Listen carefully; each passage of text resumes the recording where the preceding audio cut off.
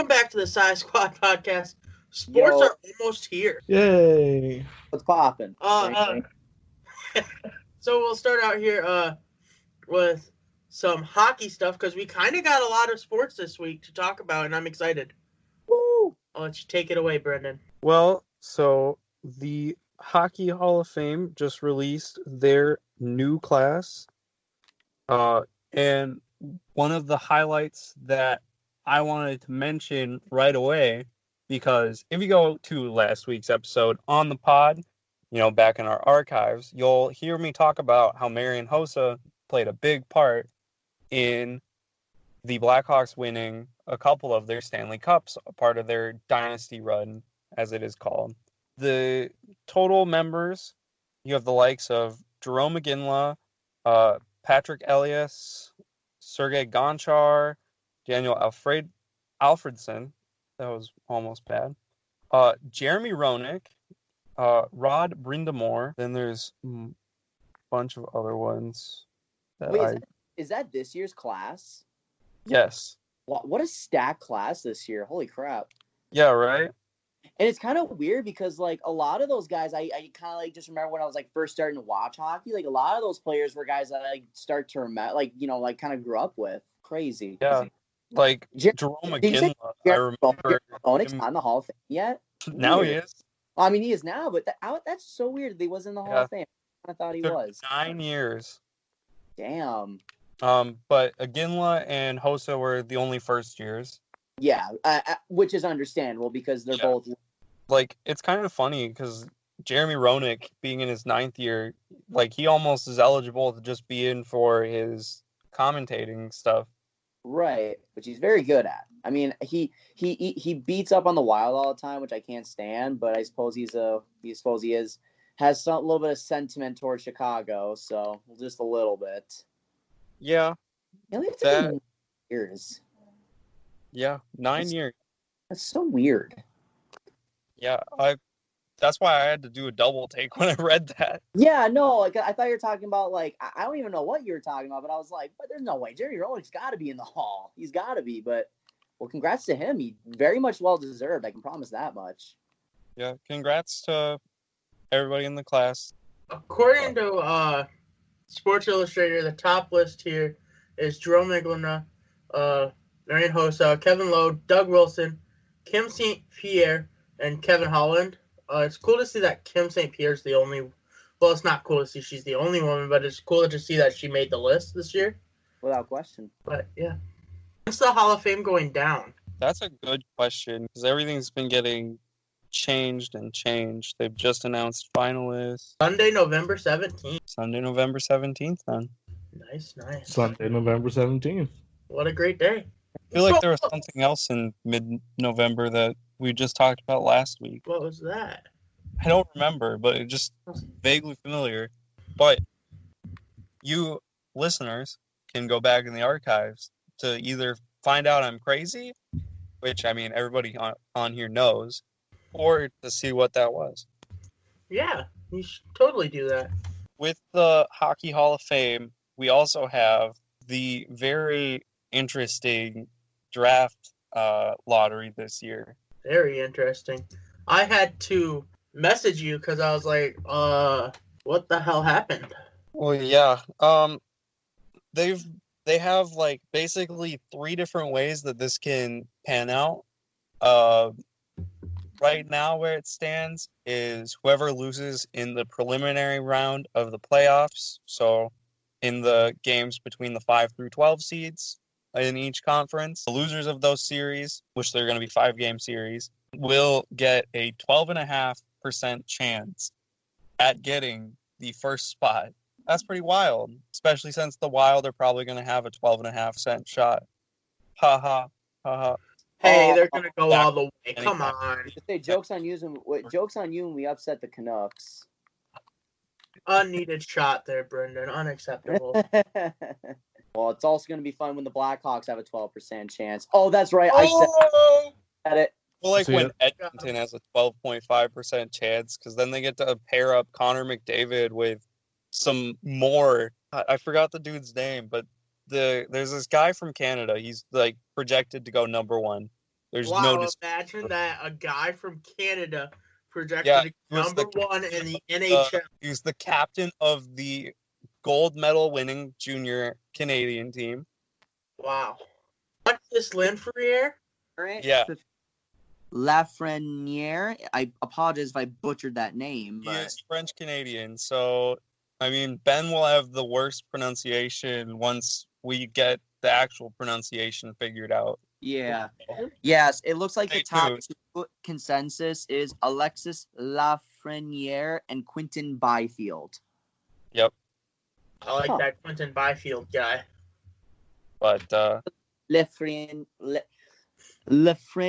I'm gonna figure out what his name is, and he's gonna be my favorite player now. I feel like he's gonna end up getting some nickname like Laffy or something like that, just because people will not like to say his name. Lafayette, because he shoots fire shots. I'll stop talking. So I thought it was kind of interesting also, not just that a playoff preliminary loser is going to get a first pick, but then the Red Wings actually didn't get until number 4. The Red Wings were historically bad. And I'm like, I thought that was like the worst team ever almost. And it's not even like they tried tanking. They just have nobody. And that's so crazy to think with Detroit, because obviously they're an historically great team. Yeah. I mean, to be honest with you, I can't name anybody on that team other than what's his name?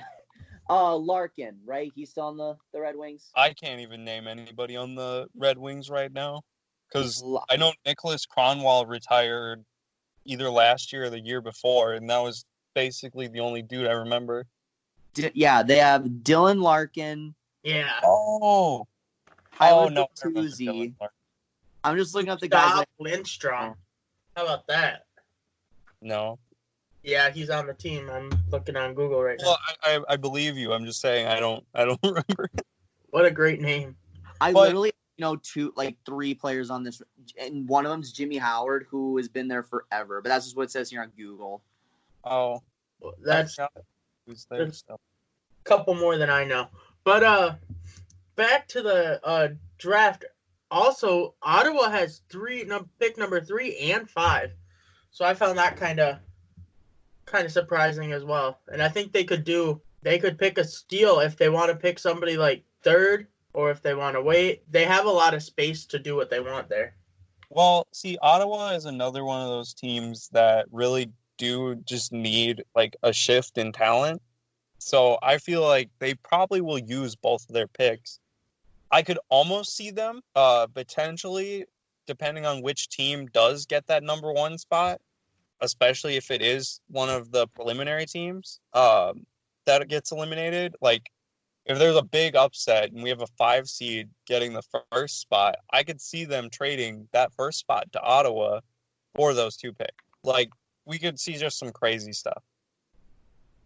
Do you know what's crazy about this draft? I was just reading about that Alexis person who's projected to be the first pick. We are all older than him. Don't remind me. What? How old is he? 2001. He's 18. Oh my gosh. He was born in 2001. That is crazy. Sack of garbage. That's literally what I got out of that. He's young. He's young. Yeah. That makes me feel old. To be fair, the NHL at one point in time was drafting 16-year-olds, so. Damn. I wish I was that good. I know Ben was, but. Not at hockey. Oh, yeah, with everything else, but. Yep. Yeah. Because Ben, when he hears hockey, he hears horses. So he's like, where's the horse? And they're like, no, hockey. And Ben's like, I don't speak French. Where's the horse? Hey, I won $2 on the horsies the other day. I almost got my horse in ice skates the other day. Oh. We're making progress, baby. Maybe someday he'll be good enough. Who knows? But, yeah, so it was cool to see that after pushing it back and everything that they're going ahead. They got their lottery figured out. They're getting ready to go back to hockey. Ooh. Sports. Yeah, were the 2 hub cities officially decided yet, or is that still up in the air? So Toronto and Vegas. I see why. But we have Toronto and Las Vegas, but we have one more hub city to wait for. So I still think I have a feeling it might end up being Edmonton, but there's still no announcement yet, so nothing's technically official. Okay. Well, something that is official is that the NBA is only a couple weeks out of returning to Disney. Can't wait. Can't wait either. They released the schedule. Our first matchup is actually going to be the New Orleans Pelicans with my best friend Zion Williamson against the Utah Jazz with the guy that started the whole Corona pandemic in the NBA, which is Rudy Gobert. Fun fact: the Pelicans have the easiest schedule for the rest of this tournament, and I love that. Let's get Zion a rookie championship. That would be beyond wild. Let's have him pass old Michael Jordan right off the bat. Come on, I know we can do it. Just 7 straight. Here we go. Just imagine how many rims are going to be bent in the NBA's new playoffs because Zion's going to be there. That's true.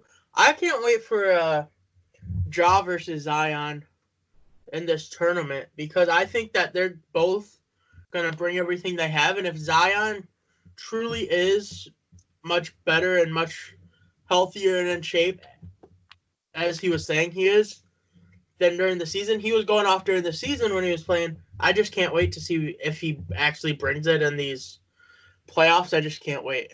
Take Ja's spot in the playoffs, become Rookie of the Year. Whew, that'd be interesting. Nah, I personally think it's Ja's Rookie of the Year to lose. But I tell you what, if Zion can put out, maybe if he can, especially if they can upset someone in the first round. I mean, shoot. I mean, I certainly won't give it to anyone other than Ja, just because I don't want to. It would be a shame for Ja, who's been dominant for a full year. He's been healthy all year. I definitely want to see him get that award, but I'm very excited to see what Zion's going to do. I'm very glad that us NBA fans actually are going to get Ja and Zion. I'm very happy too. I'm also very happy to see Zion versus LeBron again. Oh, yeah, that'll be good too. And speaking of the Lakers, J.R. Smith is about to be a Laker. Yes. I'm excited for that. So here is Do you think they're gonna make J.R. Smith take a class in the difference between winning and losing? They freaking bet, or at least just run him through with the rules and what a scoreboard is again. Is J.R. Smith good? Okay, so here's my thing with J.R. Smith. J.R. Smith is immensely streaky. When he is off, it is horrendous that he is on a basketball roster. When he is on, though, he will bring you some really solid 3-point shooting, and he can help on scoring runs and all that stuff. And I think that's why they're gonna get a player like him.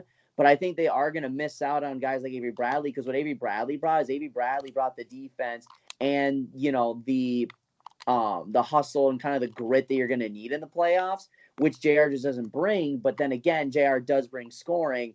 But I worry about the inconsistent play, especially with him not playing all year. Those are my concerns with it. But I mean, it's a move that they just needed to make. They need another player, and why not get a guy who can help you in some regard and 3-point shooting? A team that already is a really pretty solid 3-point shooting team. You might as well make it better, but you're not going to get a great defender, so you're going to have to bank on him playing well and everyone else playing well offensively to score. So overall, you think it will help the Lakers' chance? No. If anything, I think it may lessen their chance, but not very drastically. I still think the Lakers have a chance, probably be the favorites to win the West. Fair enough. But like I said, I think the difference will be is the lack of maybe that defensive presence. But JR does bring, some veteran ability, so he's just not a defender, and Avery Bradley was. They're complete opposite players of what they bring to the Lakers. What happened to Avery Bradley? Avery Bradley has decided not to play go to Orlando because of everything that's going on. Fair enough. Was everyone else thinking of the JR signing? I love the JR signing just because I love that LeBron JR duo again. It's gonna be great. Oh, but while we're talking about players who are gonna sit out, a few of the what do you call them? I guess the biggest names who are sitting out would be Kevin Durant, DeMarcus Cousins, but he was a free agent. And Kevin Durant probably wasn't going to play anyway because of the injury. Right. Trevor can't say his name. Ariza, Melo, and I think that's it for the huge names. Right, like names that are notable. I think they're all ready to play, and they want to play, so I think that's what they're gonna do. I know LeBron's playing, so that's all that matters. That's true. That's true, I guess. One thing that is gonna hinder the Nets though is that because Kyrie wasn't gonna play, right? I don't believe so. So Kyrie's not playing, and then they just lost Spencer Dinwiddie to COVID-19. So I think their chances kind of just fell out of the window in a way. Well, I don't think their chances were very good anyway. Like, this was just going to be kind of a weird year for Brooklyn anyway. But the fact that even before Kevin Durant and KD playing, that they would have been a playoff team regardless of everything happening shows how good this Brooklyn team can be. And then once you get KD and Kyrie, like, that's going to be a team that's going to be not very fun to play against. That's true. I'm excited for it to come back. I can't wait. Excited for everything to come back. I cannot wait. 20,000 games a day. I'm not going to know what to watch. I may just take a leave of absence from work. I mean, at this point, you might have to. I know that I might have to. Like, sorry, Target, but I need a moment. I need a month or so. Right? Just furlough us, please. Please. All our time, just furlough. Official business. Did y'all see? That's what it is. Did we see what, Brendan? Did y'all see the latest announcement from the production team in Orlando? I guess I should say the production team, but the stadium team from Orlando. The courts are gonna have Black Lives Matters on them. Awesome. Yeah. I think that's an awesome step. Also with the names on jerseys. Yeah. Don't have to be names. I think that's just an amazing step to show that the NBA cares, whereas other sports leagues may not show as much. The NBA is just diving right on, and I love it. And that's Adam NBA, Silver is like one of the greatest. Has always been probably what, Brendan? I was gonna say Adam Silver is like one of the greatest commissioners in sports history. Oh, ever. So what he's so great at doing is he's great at, connecting with what's going on in the world today. And not even in terms of this, but he's always been the guy to go to in terms of like how to attract more fans, how to go global, how can I connect through social media, how can I make the players happy because they're what's drawing in the revenue. And then this is just another thing too, because Adam Silver understands what's going on. He knows what his players are feeling. And for a league that is a players' league, and honestly, for a sport that's always been the epicenter of pop culture, obviously football is king in America, but NBA has always been the pop culture sport. Like, that's the sport that like all the cool kids like that. You're wearing basketball shoes. You're wearing those throwback NBA. Like, it's always been the most popular sport in terms of that. So. Right. Just another great thing that we can look at where NBA is just understanding of what's going on and understanding what's going on in the world around us. Sounds like a slam dunk. It is a major slam dunk. Sounds like a touchdown. It is a touchdown in a sense. What a home run. I love basketball, especially LeBron when he's intercepting the ball, scoring a home run. Touchdown. Amazing. Hitting it top shelf. So are you still thinking that the Lakers are going to be the champion? Yeah, still my pick to win it. All right. It is LeBron's year, baby. Yep. Tell that to Zion. I will tell that. I'll tell that to Zion's face. I don't know if I'd want to do that. Even Zion, though I'm a bit bigger in stature, he's taller, more muscular. I don't want to get beat up.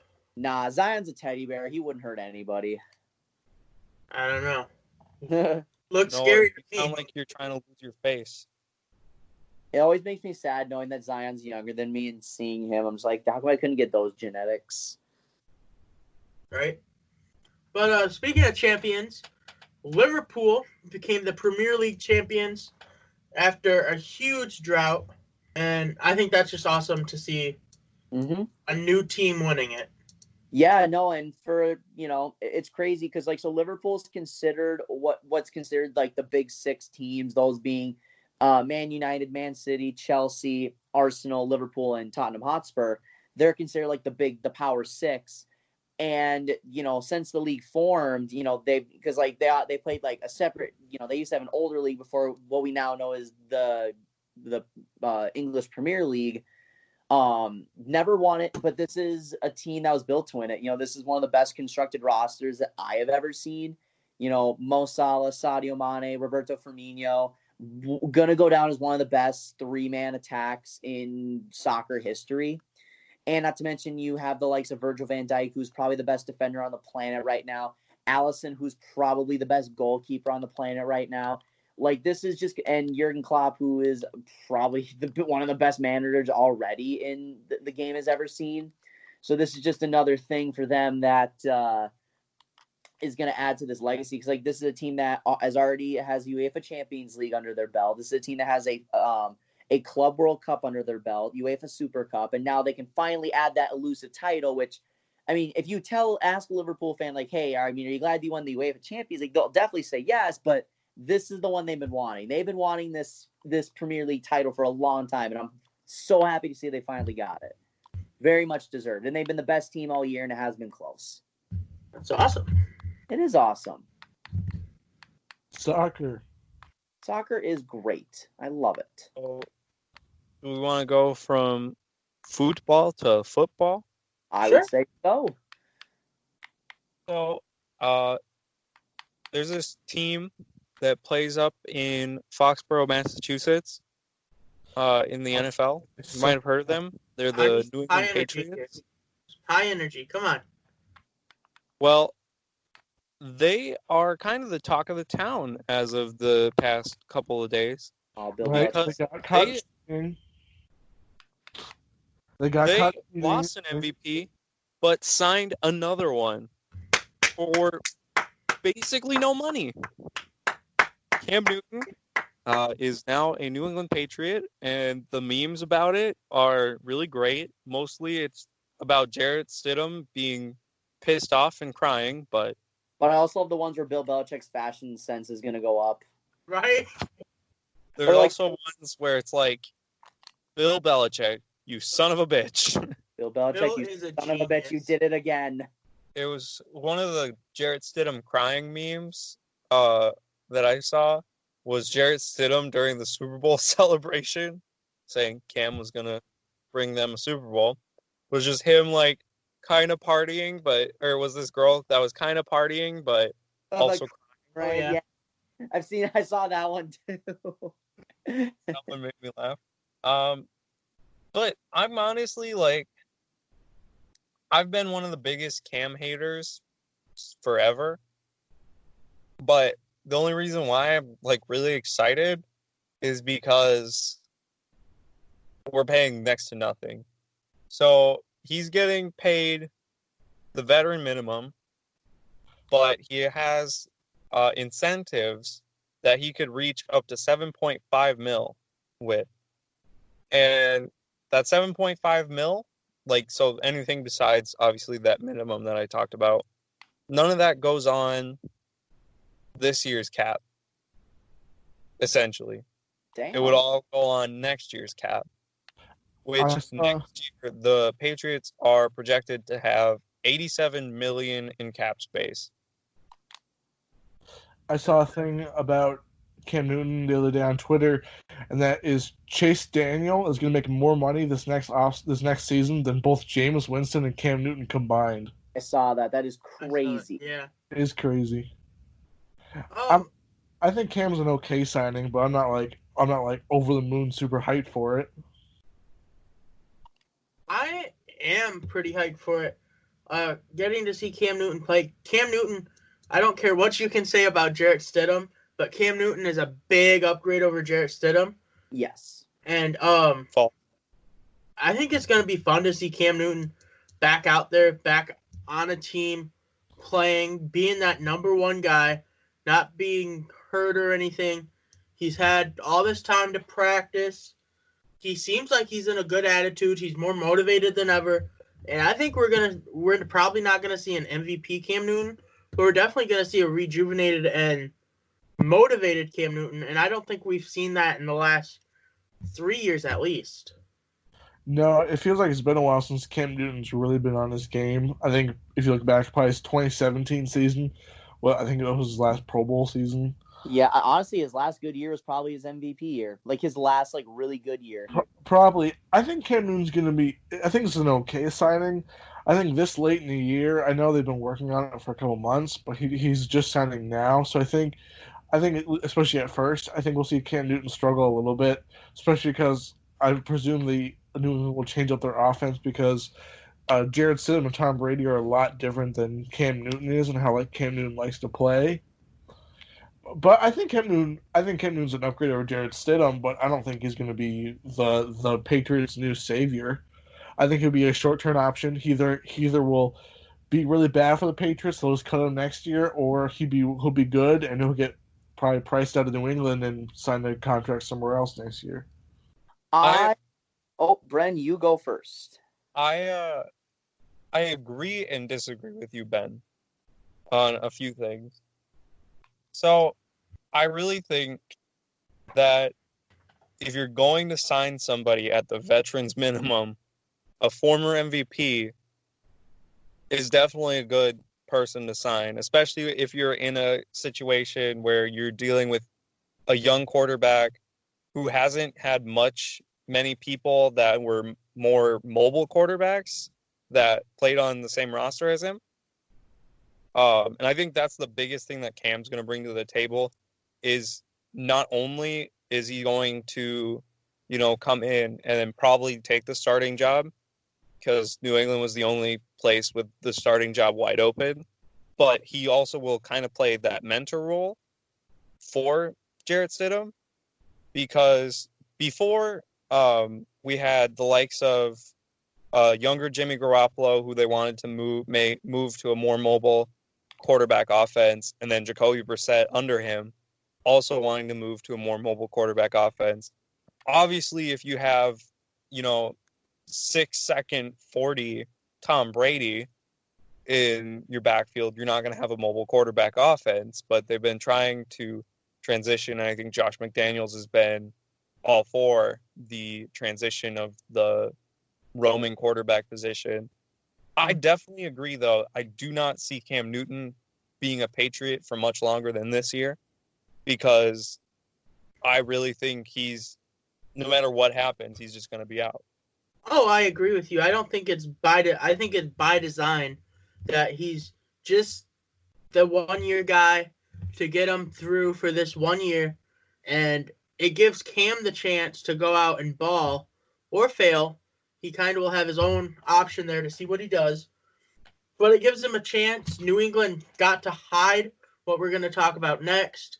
Just kind of disappeared, for a while because they signed Cam Newton. And I'm excited for Cam Newton and Josh McDaniels to pair together. I think they'll be a good pairing for offense. Just because I know Josh McDaniels likes to kind of be a little innovative in little ways, and he finally gets a chance without Tom Brady to show what he can truly do with a different quarterback, and I'm excited.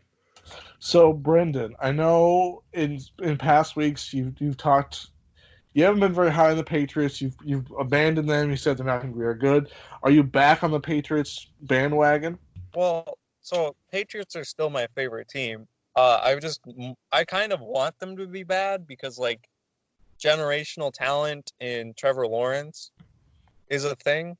I don't know if you've heard of him or not, but realistically, my expectations are not. You're not Super Bowl. I do not think we're a Super Bowl caliber team, but I could definitely see a playoff run now. Whereas before, I could see us being third, fourth in the division, which was also kind of by design before, because if you get an early draft pick, even if you don't win the Trevor tank, there's still the likes of athletes like Jamar Chase and all these other college athletes that seem to be pretty solid. So that's kind of where I was at before. But I definitely, like I said, think that they're going to be a playoff team now.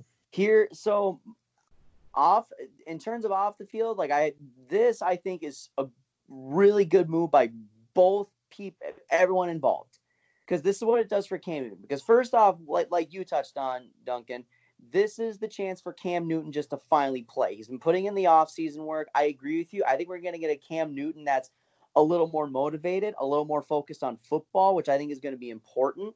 He's going to go to a grown-up franchise with a grown-up coach, and this will benefit Cam Newton because Cam Newton can get kind of that approval from Bill Belichick, which will do so many wonders for him. Because if he goes into the Bill Belichick system, plays good enough, and Bill Belichick likes him enough, he will get a job elsewhere and a starting job elsewhere. And he'll get more than a 1-year veteran's minimum. That I can promise.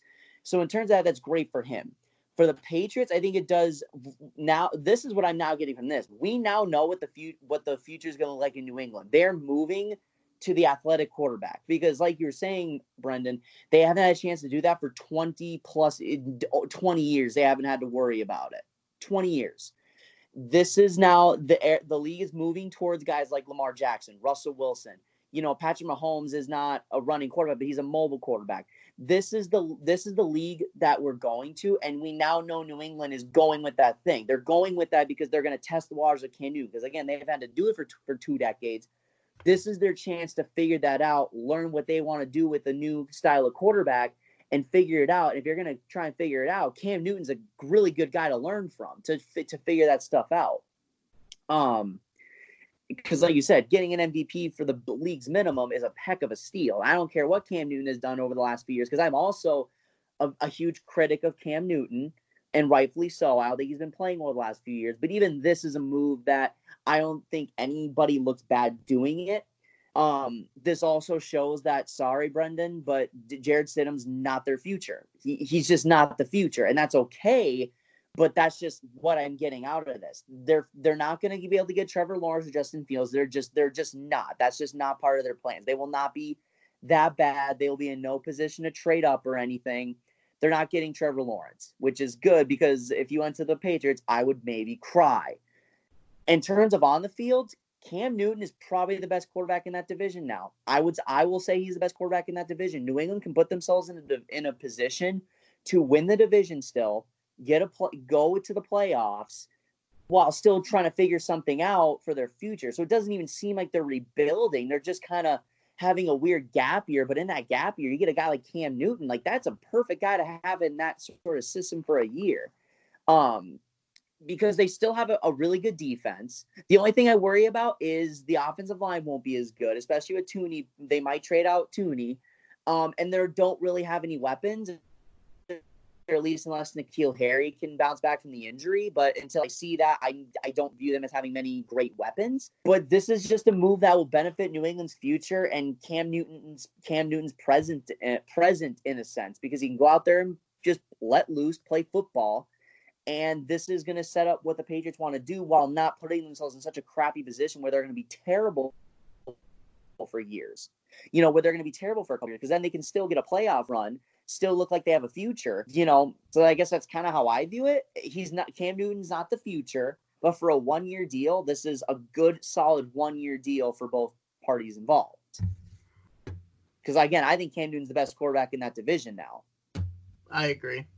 I don't know. If I was a Patriots fan, I would probably want them not to sign Cam Newton, because if they're getting to a point where obviously the Patriots lost Tom Brady, Bill Belichick, I'm sure, will retire eventually. Julian Edelman's getting up there in age. So kind of going into a new era. I would almost rather them not have Cam Newton, start getting those high draft picks, and start building this new team instead of having this weird gap year where you win 9 or 10 games, you don't do much in the playoffs, and it's just like last year. Right, but think of it this way, right? The whole talk is Bill versus Tom. Is that Bill that made Tom, or did Tom make Bill? Exactly. And if Bill's getting Cam and they're successful, fans are gonna be happy about that. They're gonna be like, see, we can do this with anybody. Bill Belichick's the greatest coach of all time, instead of having like meh bad years. and not doing anything, and they'll be able to at least say that Bill can do stuff without Tom, instead of saying the other way around, Tom didn't need the Patriots. Yeah, and you pretty much, I 100% agree with you, and that's why, because this is where the ego part kind of comes in, because I think we can all agree, Bill Belichick wants to prove Brady, wants to prove everyone wrong that it wasn't because of Brady. We can all agree on that. And we can have our opinions on if Brady made Bill or Bill made Brady. We can have our opinions on that. But the fact of the matter is Brady's going to Tampa to prove that, and Bill Belichick needs to prove that as well. Now, and I understand it's he won't prove it by going 9-7, but I could almost argue it would, because when Tom Brady leaving, everyone had this team as a team that could finish last place in the division. Bill Belichick comes in, he takes a guy who's been struggling for a couple years, wins the division, and then he's going to get another guy who's going to be that same Cam Newton mold, or at least that mobile quarterback, run the new offense, continue to dominate that division. And if Brady doesn't win a Super Bowl in these next 2 years, that's considered a failure. That's considered a failure, because that's the expectations that Tampa's on now, and understandably so.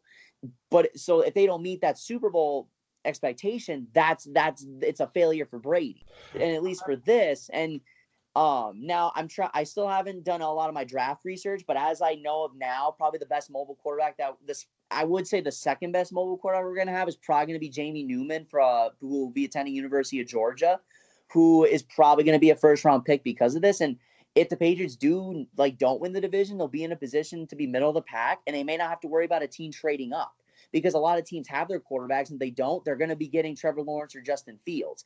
So that puts the Patriots in a good position too, to where they don't have to worry about teams trading up to get Jamie Newman or any other good mobile quarterbacks that could sneak their way up in the draft board, if they do end up being, not winning the division and going 7-9 or something like that.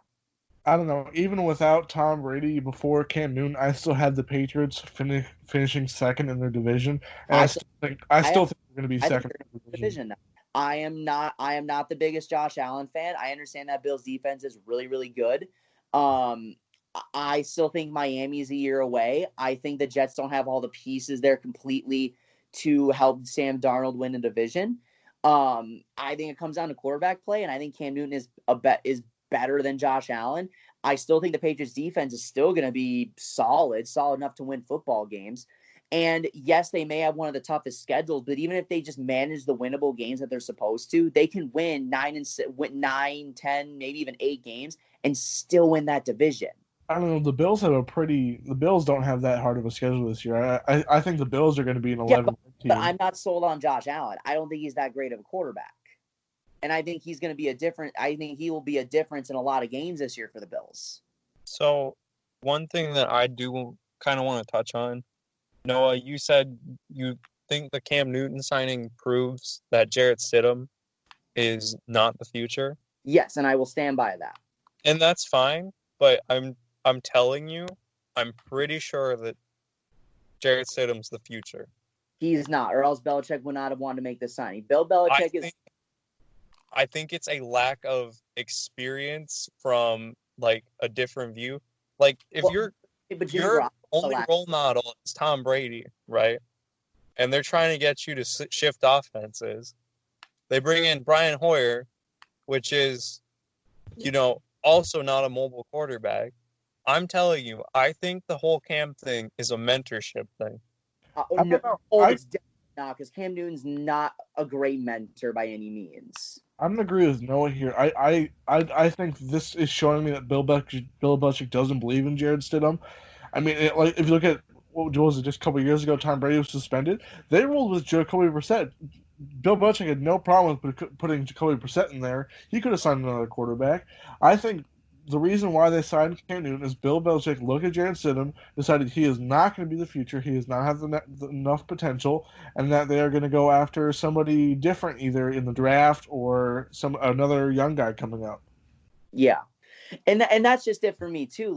Because Bill Belichick's a kind of a quiet guy. He doesn't really hype up a lot of players unless your name's Lawrence Taylor, because Bill Belichick loves Lawrence Taylor. Even when Jimmy Garoppolo was coming up, Belichick even said he was high on Jimmy Garoppolo, and he was openly pissed that they traded him. Right. And, I don't know what much he said about Jacoby Brissett, but like you guys said, they had no issue throwing Jacoby Brissett in there. They really didn't. So, and I haven't heard anything from Jarrett Stidham other than like from players and like a couple coaches. He's a good guy. He's a good guy. He's a good guy, and right. And there's nothing wrong with good guys. Like good guys are, good guys can win in life. Right. I just don't think he's the Patriots' future. And there was nothing from what I've seen, because there was at least some things that I saw with Jimmy Garoppolo when he was in there where I was like, okay, that guy can play. I didn't really see that with Jarrett Stidham this year. The other thing that I did want to mention about is I feel like, and you kind of also touched on this, I feel like Cam Newton coming to the Patriots is definitely going to give him this thing that he was missing called discipline. Because like we watched Cam Newton's past couple of years, he was just a crybaby. Yeah, he was worried about his outfit. Yeah. Yeah. His priorities were not football, and it was so obvious. And I think he's going to come into the Patriots facility. They're going to sit him down, and they're going to teach him what discipline is. Yeah, I agree. And like Duncan said, like he's been working really hard. Like he's been putting in the work this offseason. And from what I've seen, it definitely seems like his mind's in the right place now. And I think he'll go in there ready to open to this new idea of discipline, like football. This is your job. I think he can be open to it. So it'll be very interesting in that regard. But I don't think they'll have any issues in terms of that, I don't think. And it'll only benefit Cam, because then he'll grow up, he'll become a leader, and that'll just help him for when his contract with the Patriots are up. And It's crazy. Like another just off-topic thing, every quarterback that we have talked about where they were like starters or whatever, and like we were wondering if they could be like whatever, like Andy Dalton, Jameis Winston, now Cam Newton, all of them made the right decisions everywhere they went. Every single one of them. And I think that shows their desire to play and why they deserve to be in the NFL. Right, exactly. They put their careers ahead of their own ego, because if they would have done that, Cam Newton could have just said like, "Oh, I'm not going to play," or Jameis like, "I'm not going to play until I'm guaranteed a starting job," or Andy Dalton could have done. Nope, they were like, "You know what? I will take this with a grain of salt. I can learn from this, and I want to better my career." And that is what Jameis did. That's what Andy Dalton did, and now that's what Cam Newton's like. Cam Newton will be the starter, but I think he can use it. Knowing he was only going to get a veteran minimum 1-year deal, he knows he can use this to benefit him and his future to get a bigger contract and to be the long-term starting quarterback for whichever team is going to want him. Right, and you touched on somebody touched on it possibly being too late in the offseason for something good to happen for them to get with the team and everything. But you got to remember, nobody's been with their teams playing. Right. And so Cam's just as together as most other quarterbacks in the league are, with the exception of the couple that are legally working out with their teammates already. Right. Cough, cough, Tom Brady. I was just going to say, not to say any names, but while we're talking about the Patriots and how great or not great Cam as a Patriot will be, the Patriots, in my opinion, really did this just to downplay and hide what else happened that same day within a couple hours of each other. And that's New England getting punished for their sideline playing at the Bengals game, or recording at the Bengals game. They're fined $1.1 million, which is basically their base pay for Cam Newton. Pretty much. They're docked a more expensive than. Well, Cam's going to get some of those incentives. He's probably going to make $4 or $5 million. It's okay. Not if he doesn't get the start over Jarrett Stidham. He will start. He doesn't even have to try. He can go in there with a broken arm and he'll get the start over Jarrett Stidham. Don't worry. But $1.1 million, they were docked a third-round pick in the next draft. So, in terms, that's not huge, but it's not small, I think. And then the TV crews can't shoot their games during the season. And I think this was a fair punishment. Yeah, and I think losing a third-round pick is kind of a big deal. I know a third-round pick it's not a first or second rounder, but it's not like an amazing pick. A starter that really can be. Yeah, a third-round pick could be a starting player right off the bat, and especially with all the people that get stolen so late in the draft. I think losing a third round pick is a big deal. Now I think it's fair. I think the Patriots. The Patriots is not the first time they've been caught cheating, but there's kind of a funny thing that I just thought about. So if Cam Newton, right, comes in and balls out, has really solid stats. I'm talking probably not realistic top 5 quarterback in the league stats. But if that happens and then Cam Newton signs with another team before the draft, or wait, it would have to be after the draft. No, it could be before. If that happens, though, the Patriots would end up getting a compensatory pick in the 3rd round. So they really wouldn't lose anything, is what you're saying? Yeah. Oh, boy. Damn you, Patriots. Goodell, we need to have a talk. Goodell, we have to have a conversation. But it's good to see justice being served to the Patriots. Right. To be fair, if it was any other team, justice wouldn't have been served. Maybe not as harshly. They definitely would have. They would have taken the money. The NFL is notorious for taking money for stupid reasons. But I don't know if they probably wouldn't have taken a 3rd. They probably would have taken a 5th or a 7th or something like that. Or no pick at all. I definitely think you kind of have to take a pick. I don't know. I think if Jerry Jones does some shit like this, Goodell's just gonna, sweep it under the rug. Oh, Jerry Jones can do whatever he wants. But I'm talking about any other guy, I don't know. I don't know. Not a big fan of Jerry Jones in the first place. But so quick fact about the whole pick thing for Newton, they would get their pick in 2022 if Newton were BG good and go somewhere else and sign somewhere else. But keep going. Jerry Jones, Cowboys. Not that great. Cowboys might be decent this year, but the Cowboys are actually one of the places where Jamal Adams could go this offseason here, if he does get traded at all. I know Adam Gase says, man, I like Jamal. All of a sudden, he's like, I like Jamal Adams. I think he fits on this team. We want him here. Completely different story you're hearing than, all the rumors about how he didn't want Jamal in the first place and this and that. But, I don't know. One of the places Jamal could go is the Cowboys or the 49ers. That's been kind of another conversation they're having. But where would you like to see Jamal end up? I think Jamal Adams would be a good fit for the Cowboys. And I think if the Cowboys were to get Jamal Adams, that would make them even better as a team. Obviously, they lost a lot of pieces on that defense this last year, but getting Jamal Adams, who is one of the best defensive talents in the league and at a young age, if they could get Jamal Adams, obviously they have to pay him probably a crap ton of money, but you get Jamal Adams, you pay him a lot of money, I think that would push the Cowboys to be the best team in their division. It's hard to argue with. Yeah, in terms of fit, it's hard for me to go against anyone other than Dallas. They need help in the secondary. I think Baltimore would be a really good fit for him too. Not that they need help in the secondary, but I think just to beef up their Super Bowl chances, that would be the way to do it. And if you're going to want a defense... Strong safety is the only hole. What's that, Brendan? Strong safety is one of their only holes on defense. Yeah, no, it is. And it's not like it's a glaring need, but even though it is one of their holes, if they can fix that, and on top of that, that's what you're going to need if you want to go up against teams like Patrick Mahomes to try and win the AFC.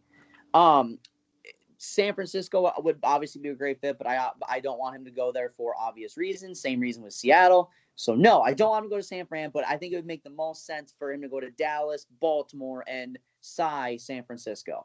But I'd love to see him in Dallas. Brendan, is there anywhere special you would like him to go? There was a short period of time where there was jokes about him going to New England. Obviously, New England wasn't on his list of places that he wanted to go to. But it's always funny to bring it up. But I definitely think, I personally want to see him on San Fran. But another place to just throw into the ring is TB squared, Tom Brady in Tampa Bay. Oh They my! would love the help at secondary They if need they the could help find a way to make at it his work. fourth year. That'd be interesting, I guess. I mean, they need the help on defense, and if you get Jamal Adams, you got a guy who can do it all, including rushing the quarterback as a safety. I mean, that's the kind of guy you're going to want to need for a defense that needs sort of somewhat of a pass rush and that needs secondary help. So, yeah. Well, while we're talking about the AFC East, Noah, yeah. you had a thing this week for franchise mode. In fact, I did. I did actually. Who'd you have? I had Duncan, your favorite team, well, your second favorite team in the whole wide world, a team that you are very high on, a team that I think is a year away, but once they get to that, I think they're going to be a dangerous team. That is Miami Dolphins. Let's go.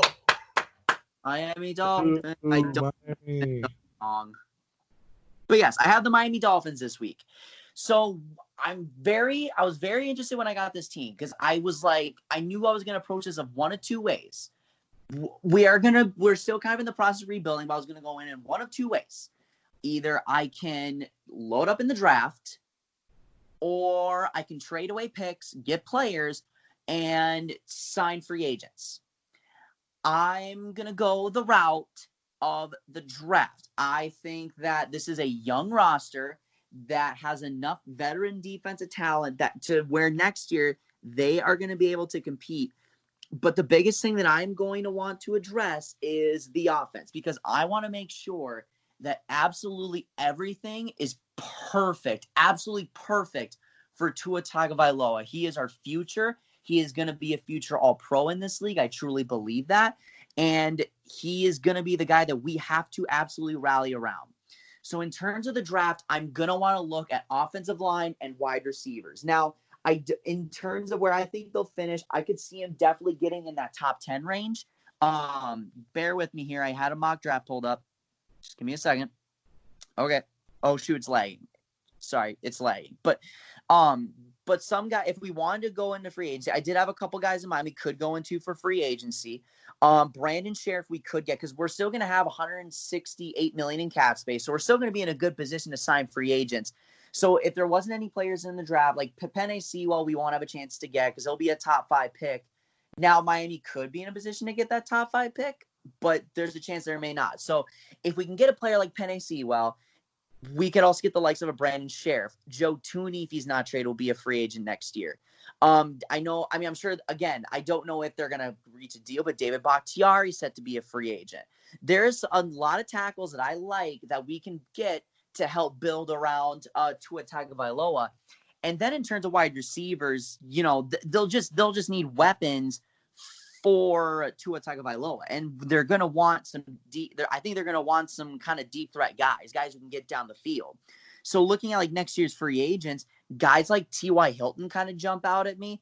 He can be a really good deep ball threat. Obviously, A.J. Green will probably be the best wide receiver free agent out there next year, but he's getting older, injuries. I don't think you want to risk that for a young quarterback. So you can get the likes of like a T.Y. Hilton, or if you want a Keenan Allen, who's one of the best route runners in the game, or we've talked about him before, but I think Marvin Jones would be another really good pickup for them. So we can get kind of guys like that, because I'm not really going to worry about the running back position, whatever. I'm just worried about the offensive line and wide receivers. And then if they find themselves in that top 5 pick, they're going to get a guy like, Jamar Chase, or they could find themselves getting a guy like Rondale Moore from Purdue, or Rashad Bateman from your boy at the University of Minnesota. So that is how I would address this up the future. In terms of what's going to happen this year, start as many rookies and young talent as you can, except for the quarterback. If it's up to me, Tua Tagovailoa doesn't see the field he doesn't start a meaningful game once this year. He actually doesn't even see playing time at all this year if it's up to me. But I would only put Tua Tagovailoa in if he should only start games where they're either – actually, to be honest, I wouldn't start him until week 16 if they know they're out of the playoff hunt. I honestly wouldn't throw it in there because I wouldn't throw them in a blowout situations or when they're winning by a lot, because here's why. Because when you're up by a lot or down by a lot, you let your guard down, you don't try as much, and that's not going to help Tua because he's not going to grow from that. And if the players don't try as much, that's another thing for Tua to get hurt, because he can take a bad hit from his blindside and get hurt again. So I wouldn't play him until like week 16, week 17. That's what happened to Patrick Mahomes. Drew Lock didn't play until like the very end. What was it, 6 games of the year last year, Duncan? Something like that? Yeah. Like 6 or 7. Now, Denver was in a different situation than Miami was, but that's how I would approach the whole, situation with that. I mean, Miami's got some weapons. They have can't remember his name. Devontae Parker, who we have talked about, and we like. I mean, he's a solid piece there. They have now Jordan Howard and Matt Breida at running back, so they have some talent at running back. So that's kind of how I would view it. I really don't think this Miami team is that far away, especially with the Jets that are going to have to, rebuild soon. They may not, Sam Darnold is still hitting growing pains because of how inconsistent this roster is. I don't like Josh Allen. I think that's going to throw Buffalo off a little bit. And then if New England does have to go towards the route of a rookie quarterback, they may be a year away. So this is the time for Miami to absolutely dominate. And this is their time to get free agents, but also drafting well, which from everything that I've seen, they have drafted really, really well, at least in terms of how I view it. Obtaining draft picks, getting players that they absolutely need and that fit well. The only picks that I haven't really liked from last year was Austin Jackson, the tackle from USC. I just wasn't a fan of that pick. I don't think he was that great of a tackle. But I could be proven wrong. That's kind of how I view it. But in terms of what we're going to do this year, I don't think we're going to be very good this year. I do like some of the defensive pieces we have. They can win us football games. But I think it's okay if we lose a few football games this year. I think Miami's in the range of a 3 to 6 win football team, depending on how well that defense can play, and they can sneak some wins in that division, and playing the likes of Cincinnati and a couple bad teams in there, so they can get like a 6-win schedule, 6-win record there. But I would say 3-13 to a 6-10 record. That's their in between. Yeah, I think that's about what I was thinking for them too. I know I did a mock, or not a mock draft, but I did that game by game the other day for them, and I think I had them finishing at 3-13 actually.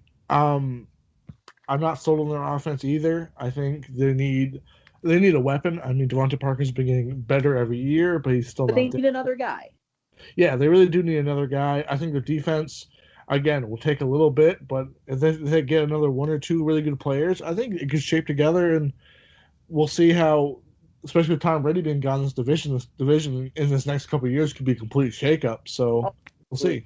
But and I view it, and I know they need some pieces on defense as well. But now is the time to make sure you get everything right with Tua, because Miami's going to go as far as Tua goes. And if I'm Miami, I make sure I make everything as perfect for Tua as I want. I almost give him as much power as he wants. Like, who do you want? Who do you want us to get in free agency? What do you want? We will help you. Like, that is what they need to do with Tua, because he is so important to the future of Miami. They've been on the tank for Tua train for 2 years now, almost 3 years now. They finally have him in their possession, and they can't let this slip. Yeah, I don't know. I think the Miami Dolphins will be interesting. Do you still have them going 4th in the division this year? Do you think the Jets are? Yes, especially with the Patriots now getting Cam Newton. I do think they're a last place football team, but I say that respectively, because I think they'll be a pretty tough out for whoever plays them. Like, they're not going to be very good, but I don't think they're going to go down without a fight in a lot of games. Like, I think they can make a lot of teams uncomfortable with that defense. But I just don't think they're there yet. But I'd say that respectfully, because I think even next year that team can contend for a division. Yeah, I think so too. But the only thing that matters here is the Duncan Branson. I have to know, what do you think of my evaluation of the Miami Dolphins? I mean, it's a fair evaluation. I would have liked to see a couple more victories for the Miami Dolphins this year. I get where you're going. Actually, I have a question for you. Yeah. Their wide receiver core isn't that great, as you're talking about. For this year, what would you see? Because Martavis Bryant is trying to get re-signed into the league or whatever Josh Gordon has to go through every year. Martavis Bryant is trying to do that. How would you see that working out if he went to the Dolphins? Oh, I think it would be really solid. I mean, because if you get even half of what Josh Gordon was, you're going to get a solid weapon. Now, honestly, would I go out and get Josh Gordon? I personally wouldn't. Or getting a guy like, Antonio Brown, Martavis Bryant. I personally wouldn't mess with that because this is kind of a part of our culture change, which I'm absolutely behind that Brian Flores is doing. Because first of all, I think Brian Flores is an amazing coach. I think Brian Flores is a top 10 coach in football right now. I would agree with that. I think he does not get enough credit for how good he is. How that Miami Dolphins team on paper is historically awful. And they managed to win 5 games last year. That in itself is an incredible feat. That, honestly enough, could have won him Coach of the Year. And I'm not even joking. So I think that's part of his culture change. And, I mean, getting a guy like Josh Gordon will help. And obviously he won't get suspended anymore from all this thing. But I just don't want him messing up any of the team chemistry. Him doing, I don't even know what he'll do off the field, him getting arrested or whatever, because he may not get suspended from the league. But I'm not. Is weed illegal in Florida? I don't know that for sure. Yeah, I would assume so because Florida's a crack house. But in terms of if he were to come to Miami, I mean, yeah, he would certainly be an upgrade from our number 2 guy. I personally would still put Devontae Parker as a number 1, but it certainly wouldn't be a doubt. We certainly wouldn't get worse by signing Josh Gordon. And that's Antonio Brown. By getting Antonio Brown. I think there's a couple pretty solid guys, wide receivers left in free agency. I mean, Taylor Gabriel's still a free agent. Paul Richardson's still a free agent. There's another one I thought could be potentially good. I don't know, but there's still a couple.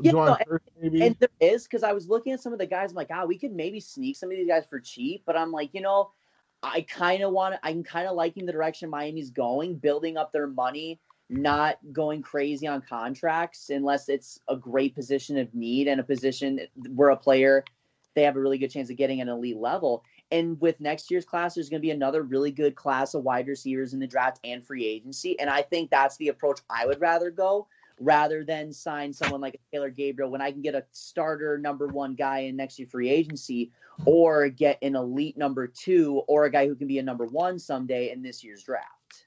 Right. That's a fair assessment. Fair enough. But again, even if we got a guy like Taylor Gabriel or Josh Gordon and Antonio Brown, I mean, shoot, it's certainly not a bad route to go. It puts us in a position to win a few more football games, but it's just not the approach I would personally go. But I understand sometimes you got to put butts in seats, even if they are, especially if they're limited butts in seats this year. And guys like Josh Gordon and Antonio Brown will do that. That's just how you get more money. So, I don't know.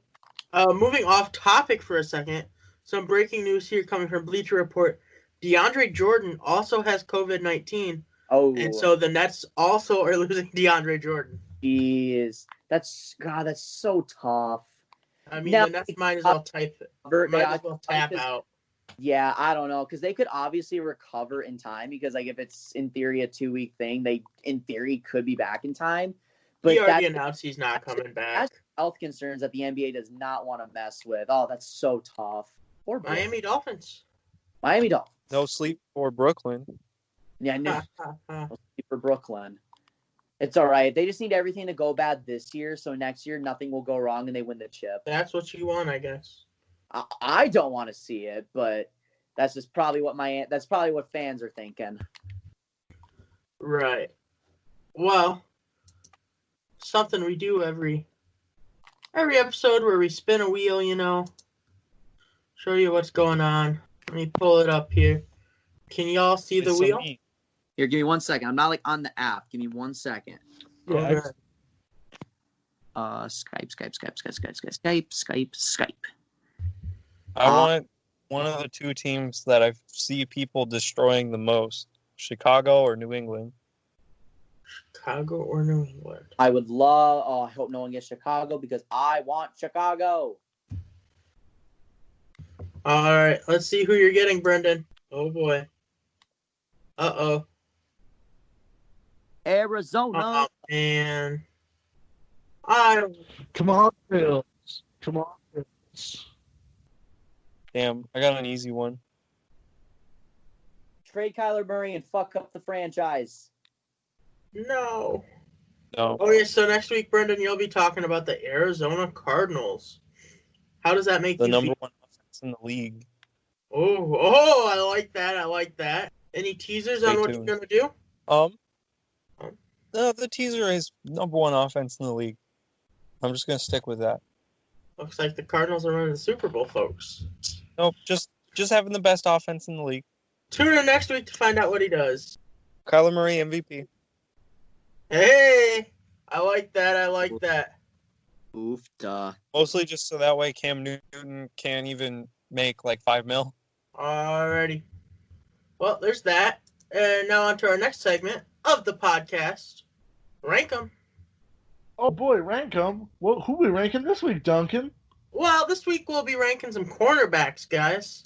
Well, I already know who's the best of that. Who, me? No. You? No. Oh, okay. You're good though, Duncan. You're top 5, easy. I thought so too, especially my stature, Oh yeah, I've seen those hops. my speed. Yeah. Anyways, some real cornerbacks in the NFL. So we got a list here.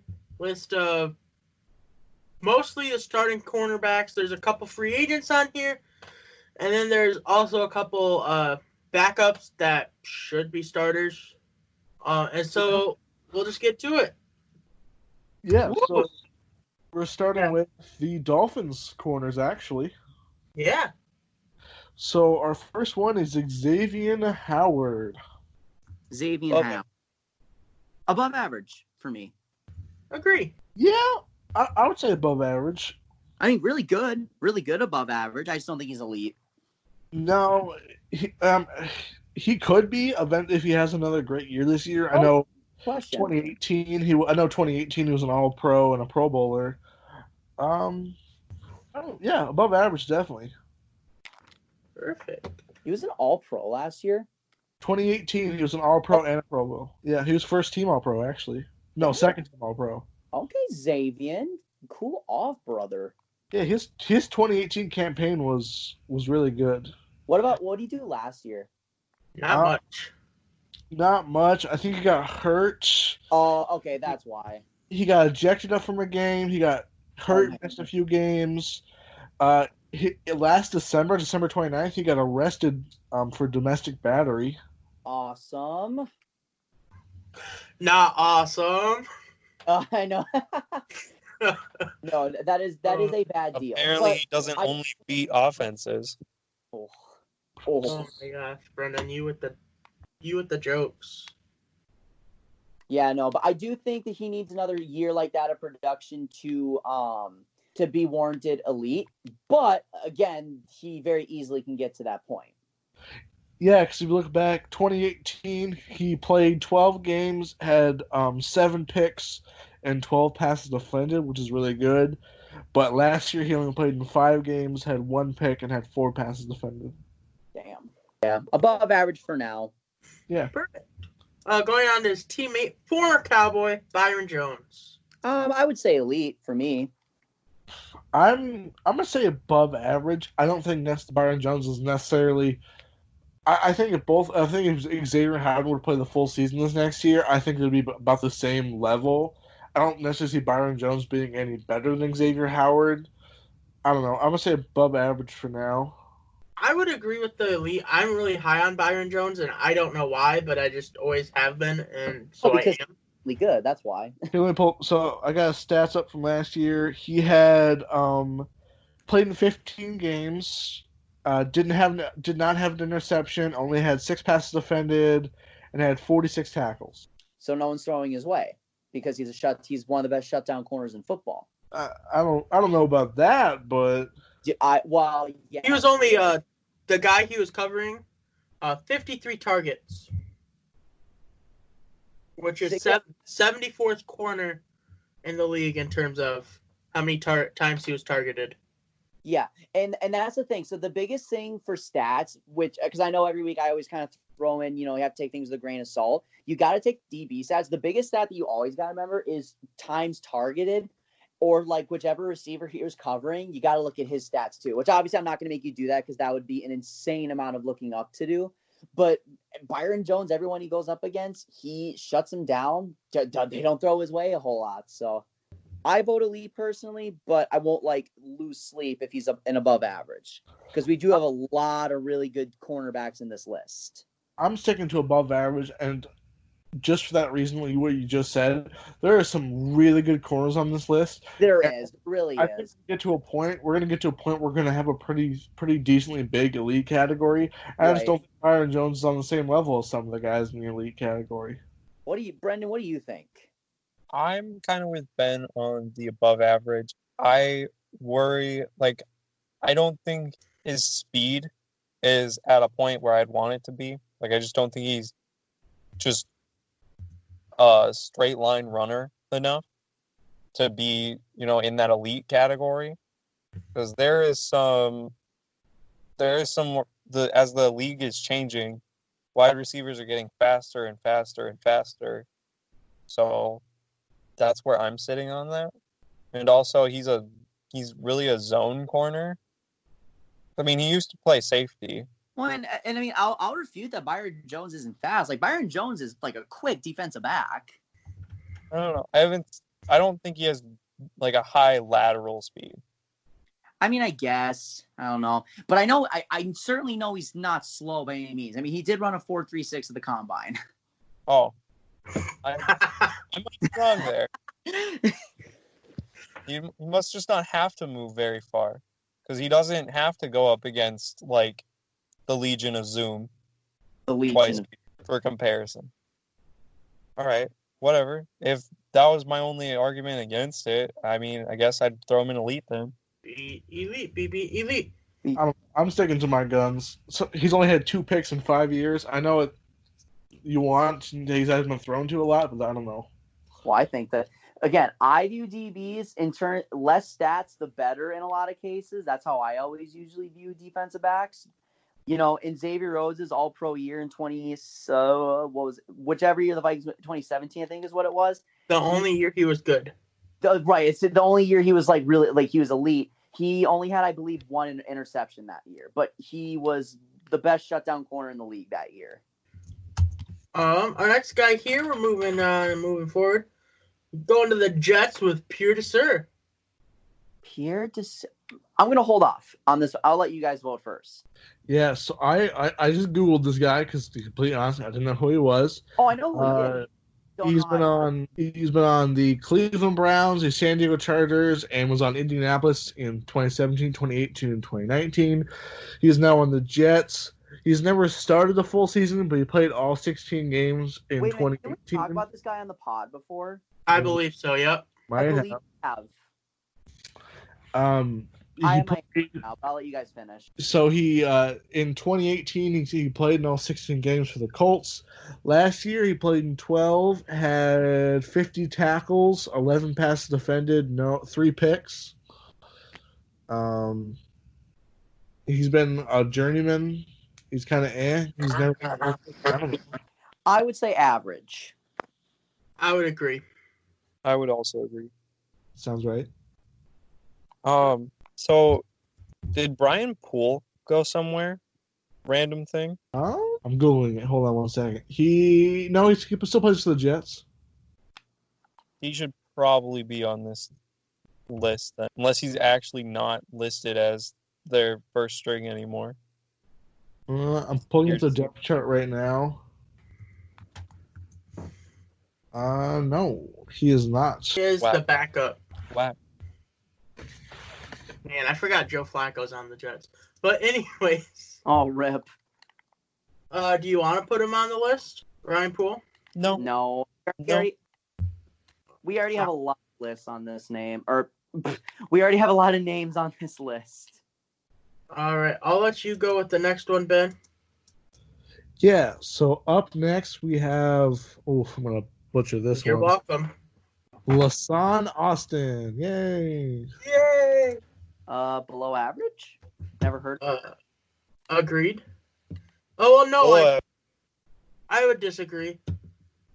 I'd say, okay, so he had So last year was his first year in the league. He had 25 tackles, a forced fumble, and 4 pass deflections. How many games did he play? Let me see. Played in 7, started 6. Below average. Still young. Yeah, I'm okay with below average for him. That's fair. We have the list for a reason. Some people have to fill it. All right. Next is Stephon Gilmore. I think he is an elite corner. This should be an easy one. Below average. Because he's a player that actually has stats. That one was quick. Jason McCourty. Above average. Average.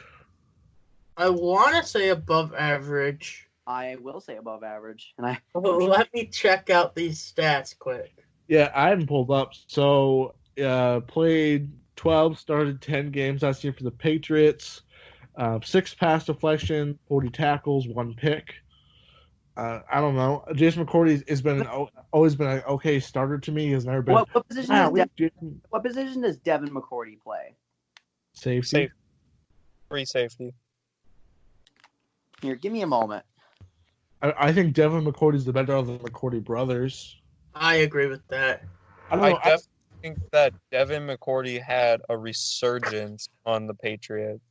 Wait, And never mind. Yep, yeah, average. I was thinking Devin McCourty. My bad, guys. I got confused by the McCourties.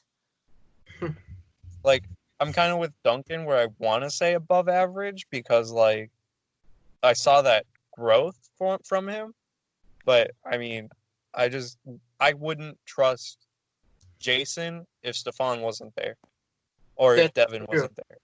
That's a good way to put it. Jason McCourty is an average but solid DB in the league. Average. Awesome. Tre'Davious White. Above average. No, elite. I don't know why I said above average. Elite. It's okay. It happens, but he is elite. Okay. Probably like one of the best like coverage cornerback in the game right now. Yeah. Insanely good. Next here we have his counterpart, Levi Wallace. Levi Wallace is pull up stats for me quick. Yeah, so he's a second-year guy for Buffalo.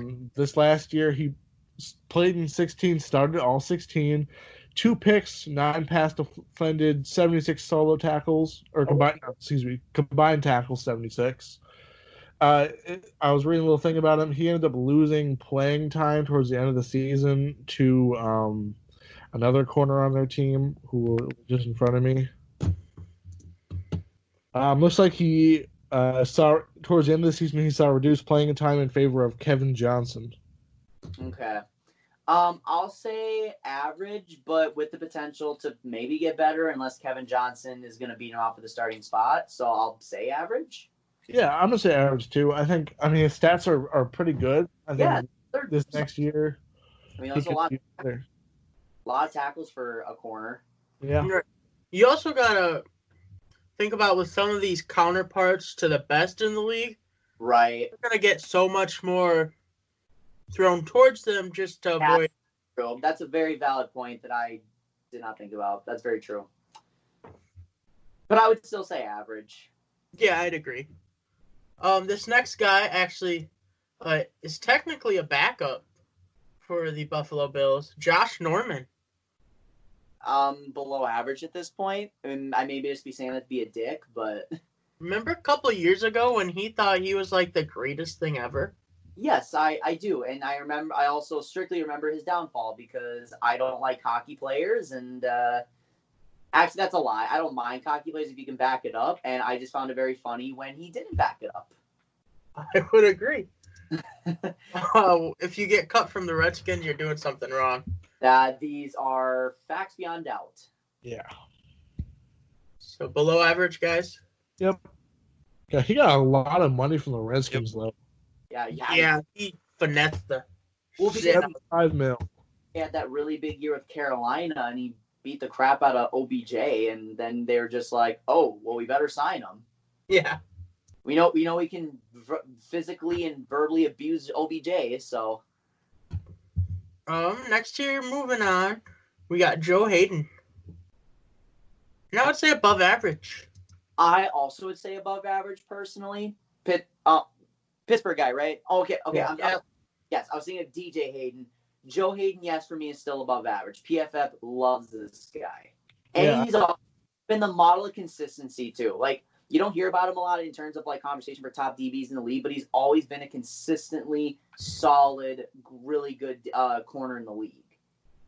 Yeah, I would say above average too. I mean, he's pretty consistent. He was a Pro Bowler last year. Yeah. All good with that, Brendan? Yeah, I was going to say above average. I liked what he did in Cleveland, and he's gotten better in Pittsburgh, I feel. So, I would agree. above average. Perfect. His counterpart, Steve Nelson. Steve Nelson, above average. That guy is actually quite good. No one just wants. Pro Football Focus had him as the 13th ranked corner in the NFL, which is insane. I was going to say he is very underrated. Yes, he's extremely underrated. I will say above average. I will also say above average easily. I think if Even really good. If Mika Fitzpatrick wasn't there to get all the highlights and everything, and people talk more about him, I think he'd be a top 10 conversation if you get close to him. Yeah, and he certainly has the case to do that this year if he continues to do what he did last year. You know, really good shutdown corner, fantastic in any cover, zoner coverage you put him in. Yeah, above average for me. Wow, Pittsburgh secondary is going to be kind of gross next year. It was gross last year. Now that I'm kind of putting all these names together, I'm like, damn, that is kind of whack. Yeah, I think that's fine. I mean, his best year was with Kansas City in 2018. He had an okay year last year with Pittsburgh. He had a really good year last year for Pittsburgh. The stats may not show it, but he really did have a good year for Pittsburgh last year. Yeah, I know, and that's why I think, especially coupled with the fact that the Steelers' secondary is going to be so good, I think above average is definitely fair for him. Moving on here, Marcus Peters. Elite. Top 3 corner. Elite. I would say. What I have in my top 3? I don't know. Top 5 for sure. 6 machine. My top 3 would already probably be in the elite category. Just throw away Byron Jones. Oh no, never mind. I have my top 3, but Marcus Peters is probably in my top. Not probably, he is in my top 5. Oh, Marcus Peters is definitely in my top 5 as well. Yes. It'd just be depending on where I put a couple other guys coming up, but. I mean, I know who my top 3 would be, but yeah, I mean, you would have to put Marcus Peters at 4 or 5 for sure. But yeah, elite. Moral of the story. I really only know my top 2. Who is it? Gilmore and White. Yeah, I agree. That's my list. Okay. I have Gilmore and White as my top 2, and then I will tease my third guy when we get to him. All right. Next year we have Marlon Humphreys. Marlon Humphreys. Above average. Above average, yes, I agree. Yep. Marlon Humphreys, very good. Elite. Really, Ben? Marcus Peters and him were the 2 first team All-Pro corners last year for a reason. Ooh. I mean, 15 pass deflections, 3 picks, 65 tackles. I mean, I would be okay with playing above average, but I think Marlon Humphrey is going to be one of the next really good corners for a long time. Yeah. I really like Marlon. I also agree. I just I don't know. I can't put him in the elite just yet. I mean, Marlon Humphrey for me is probably a top 10 cornerback in football. Maybe I'm just saying above average just to kind of keep the list down because I feel like we're going to get a few more names up in here. So yeah, that's fair, actually. Put him above average. Oh, but I mean, honestly, though, you don't just become an all-pro by accident. That just doesn't have to be, a middle-of-the-pack guy. That takes elite-level skill. So, I mean, shoot. I'm okay putting him in at either spot. Let's just put him above average. We'll have some pretty good elite ones on there. If the list ends up seeming kind of small, let's throw him in there. Yeah, That's totally fair. Next up here we have the Browns with Denzel Ward. Elite. Really, Brendan? No. No, What he had makes him elite? a little bit of a down year last year. No, he's not average. I will say above average, but I think above average is fair too. yeah, he had a little bit of a down year last year. He did. And he's only played 2 years, obviously. Well, Both years he's only started 12 games, so he's never played a full year. He had okay numbers, but I wouldn't pick him over Marlon Humphrey or Xavier Howard, though. Yeah, that's fair. Counterpart here, my boy Greedy Williams. Excuse me. I would probably say average for right now. I mean, still really young, so. I would agree with the average. Yeah. I mean, either average or below average. Played 12 last year, no picks, 2 passes defended. He's barely done anything yet, but again, he's young, so. Yeah. I'd be okay with below average or average. Yeah, that's kind of how I view it. He did only allow 31 receptions last year, though. Oh, that's a fun little stat. He only played in 12 games, though. I guess that's fair. That's fair. Oh, that's still an impressive number. I don't know. I would say I will cast my official vote for below average, but either way, I'll be happy. I'm for average. I'm also for average. Brendan. I already said average. Perfect. Trey Waynes. You like that one? What? I knew this would make you guys laugh. He is the starting corner for the Bengals. All right, I shouldn't be a dick because I'm gonna be a jerk to the next guy. For a few guys on this list. I'll let you guys go first. Average. Is what I view him because he's not like horrendous by any means. He's just not very good by any means. 2 forced fumbles, an interception, 56 tackles. He only allowed 61 receptions for the year, though. Interesting. Which is 6th. Ooh. Average. I'll move my vote up to average. Wonderful. Perfect. Trey Waynes. Look at you getting some respect on your name. Next is William Jackson III. Below? I think I would agree with you. Let me make sure here. Check his statistics. Yeah, sure. Yeah, below. Yeah. Below average. Wonderful. I mean, not wonderful. Rock Ya-Sin below average for now, but I certainly believe he has the potential to move up on this list. I'm okay with below average. Yeah. Below. Poor Rock Ya-Sin. I'm excited to see what this next guy gets. This next guy was an all-pro one time. One time he was arguably one of the best cornerbacks in the league. And now he's not even a starter, probably.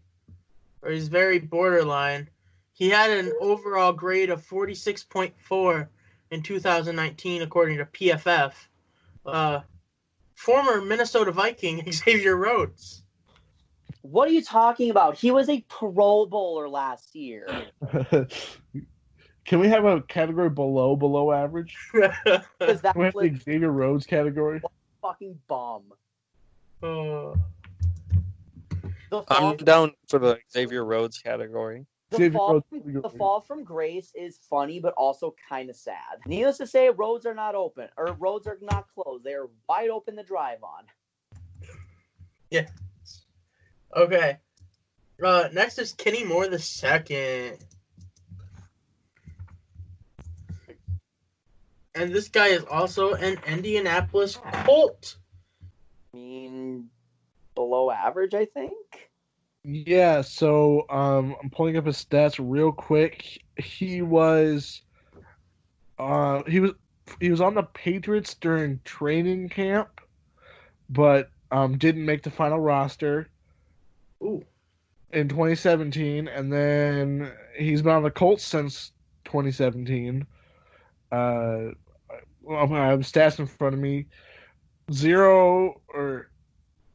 No fumbles, 2 picks, 3 pass defended last year over 11 games. It's kind of 2.5 sacks. That impresses me. 1.5 sacks. You say? 2.5 sacks.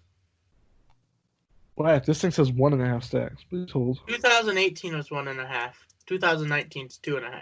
Yeah, you're right. I don't know why that website had it backwards. That means next year he's gonna have 3.5. That's what I'm thinking. I mean, is this guy like a cornerback or is he a? Is he is he a cornerback or is he Nick Bosa? I can't tell. Yeah, I don't know. I'd go with average just because he has some unusual statistics. Yeah. I don't know. I'd say probably below average. I mean, he hasn't really done anything in the 3 years he's been in the league.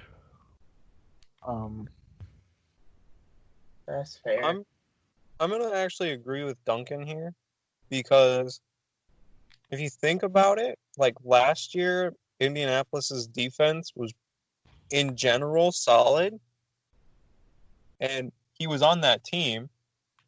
They just hit the injury bug a lot last year. Yeah. So I'm gonna say average. We'll lift him up. I will not. I will say below average, but those are fun little stats to know, I guess. I would like to see Nick Bosa play corner. That would be entertaining. That would be fun. Next here we have Ben. You got this one. Garyon Connolly. I don't know if you said that right or wrong. Actually, did Gary Conley. Oh, You actually perfect. did say that one. Good job, Ben. So, remember when he was drafted by the Raiders a couple No. years ago? Now he's on the Texans. Yep, I see that. Yeah. Yep. Gary Conley is not very good.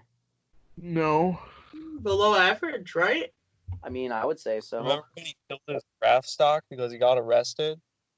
Yeah, I Oh, do. that's who he is. Okay. Below average. Perfect. Yes, average. Easy money. His teammate though is somebody that I like. Former Bronco Bradley Roby. Yeah. Above average. Agreed. What'd you say, Noah? I said average, but you can maybe sway my mind depending on what things look like. I'm probably gonna say average 2. I got his stats just pulled up in front of me. Last year he was on Houston. He played 10 of the games, 8 passes defended, 2 picks, I mean, tackles. Nothing really to blow your mind. yeah, that's Don't average forget stats. that sack. Did he have a sack? Oh, he had a sack. Had a sack. Oh, damn. I'm liking these One of cornerbacks the that have people he sacks. picked off last year was Tom Brady. That doesn't mean anything. I could have picked off Tom Brady last year. I'm gonna say average. He's on the Texans. I'm not sure how good the Texans are gonna be this year. I'm not sure how well he'll perform on the Texans this year, but he'll have to guard Julio Jones and Michael Thomas. And DJ Moore and Curtis Samuel. It'll not be a fun year for. Or sorry, I was thinking of the. Wait, Gary Conley. He plays for what team now? Texans. Plays for the Texans. Oh, Oh wait, division. wrong South. Yeah, wrong South. Sorry. But I know. Well, he'll still have to play T.Y. Hilton, AJ Brown, and DJ Chark, and that will not be necessarily a great time. I guess I can put him average. Oh, this next guy here, Malcolm Butler. Average. Remember him? Yeah, no kidding. The Butler did it. I'd be okay with the average at this point. Yeah. I mean, he hasn't been a Pro Bowler since 2016, was it? Yeah, he's kind of going down a little bit. I can make a case for below average, but like average is probably a good spot for him. Yeah.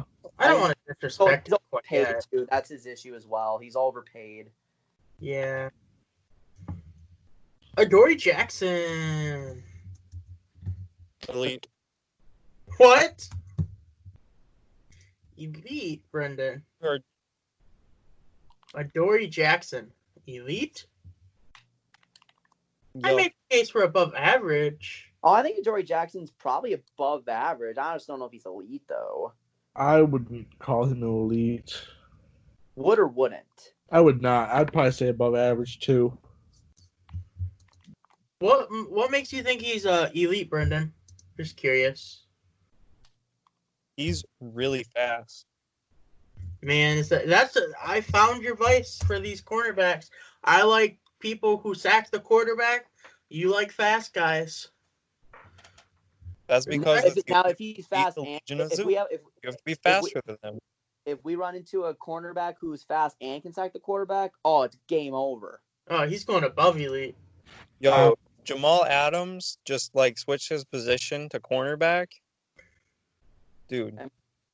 So, Dory Jackson last year started 10, played 11, no picks, 6 passes defended, no sacks, 45 tackles.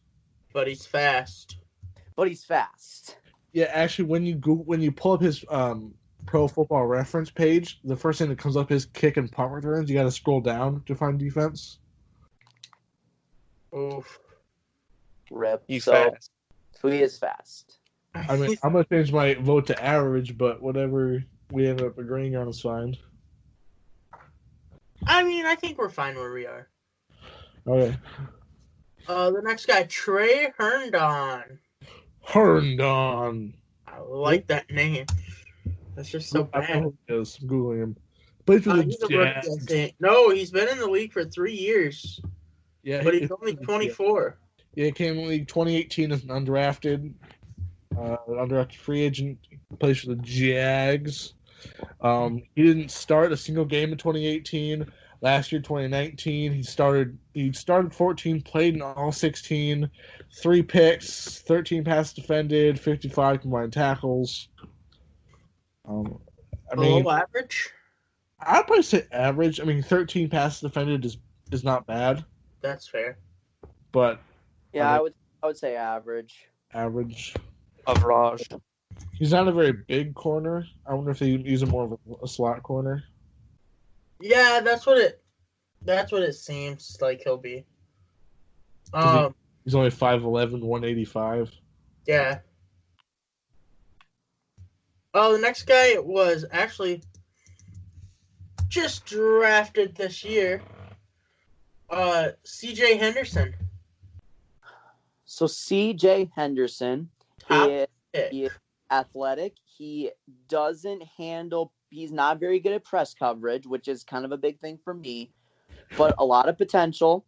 I will say, what's our golden rule for rookies? Do we put him at average or below average? Below average. Either. Then I'll put him at below average. Yeah, I'd agree, especially him being on Jacksonville next year. There's nothing really he's going to be able to do. Yeah, no, he did rookie rule with C.J. Henderson. Oh, do you guys remember Tease Tabor? No. Hell yeah. Does not ring a bell. He came up on the suggestion because I think he also played at Florida, but he was drafted pretty high by the Lions a couple years, second round by the Lions in 2017. Oh, nice. I think he still plays for the Lions. He's on the 49ers actually. Oh, I missed that. Keeping on going here from that division to this division, we got A.J. Boye. A.J. Boye is above average. I agree. I don't know. He did have his one Pro Bowl year, 2017 with Jacksonville. That was the only year of his career he's actually played the full 16 games. Last year he had played in 14, had 8 passes defended, 1 pick, no sacks. I mean, other than that one, he did have a couple really good years. 2015 and 2017 was really solid, but since then he hasn't really done much. Pro Football as the 23rd best corner in the league last year. Yeah, at 23, I'd probably say would be an average corner. He's the 23rd best. Oh, and considering how many corners there are, I mean, I don't know. I would put him at above average, but if we put him at average, I understand we have a lot of names on the list. I'm gonna say I average. put him above average. I would too. I'm going to say Oh. average just because he's getting up there in age, and it seems like he's been on a steady decline since his really good year. So I think he's going to come back to the Broncos, have a Um, stellar year. He is going to go to a really good defensive system with Vic Fangio. I think my play would decrease too if everybody around me got traded within the span of 2 years. I mean, Exactly. these are kind of facts. If the whole team just disintegrated right in front of your very eyes. Wait, next guy I can't be as high on, I guess. Isaac, is it Yidam? Isaac Yadam. But yeah, he wasn't our starter last year. Last year was our next guy on the list. Nope, not our next guy. A couple guys later on the list. I'd say below average at this point, but he has some potential. Yeah, so he did play in all 16 games for Denver last year. He only started half of them, 8, but played in all 16 games, no picks, 4 deflections, 40 tackles. That's it. No sacks, no nothing, no forced fumbles. Below average. With room to grow. Oh, this next guy I'm kind of high on, Bryce Callahan. I think that he will probably be replacing Isaac midway through the season. Yeah. He spent 3 years on the Bears, and then last year on the. Did he not play 2019? He had an injury. Season-ending injury before the season started. Okay, so if you look back, his last season he played then was 2018. He's never played a full season in his career, but last year, 2018, played 13, started 10, 2 picks, 6 deflections, no forced fumbles, and 2 sacks. I mean, I would say that's probably pretty below average numbers, especially on the 2018 Bears was a pretty good defense too. Obviously, hasn't played a year. What was the injury last year? Was it an ACL tear? Something with his foot. I'm looking it up. Broken foot. However, his foot never fully healed and suffered complications with the screw placed in his foot. Yeah, it got infected and stuff. Below average as of right now. I would at least say average, but I won't throw a fit about it. I would say average too. I think he was below average on the Bears, and then he hasn't played in years. But I'm okay wherever. Average. Okay. Below average. Vernon's saying average because he was once a Bear, probably. Yeah, but I'm not going to argue. Next, we got an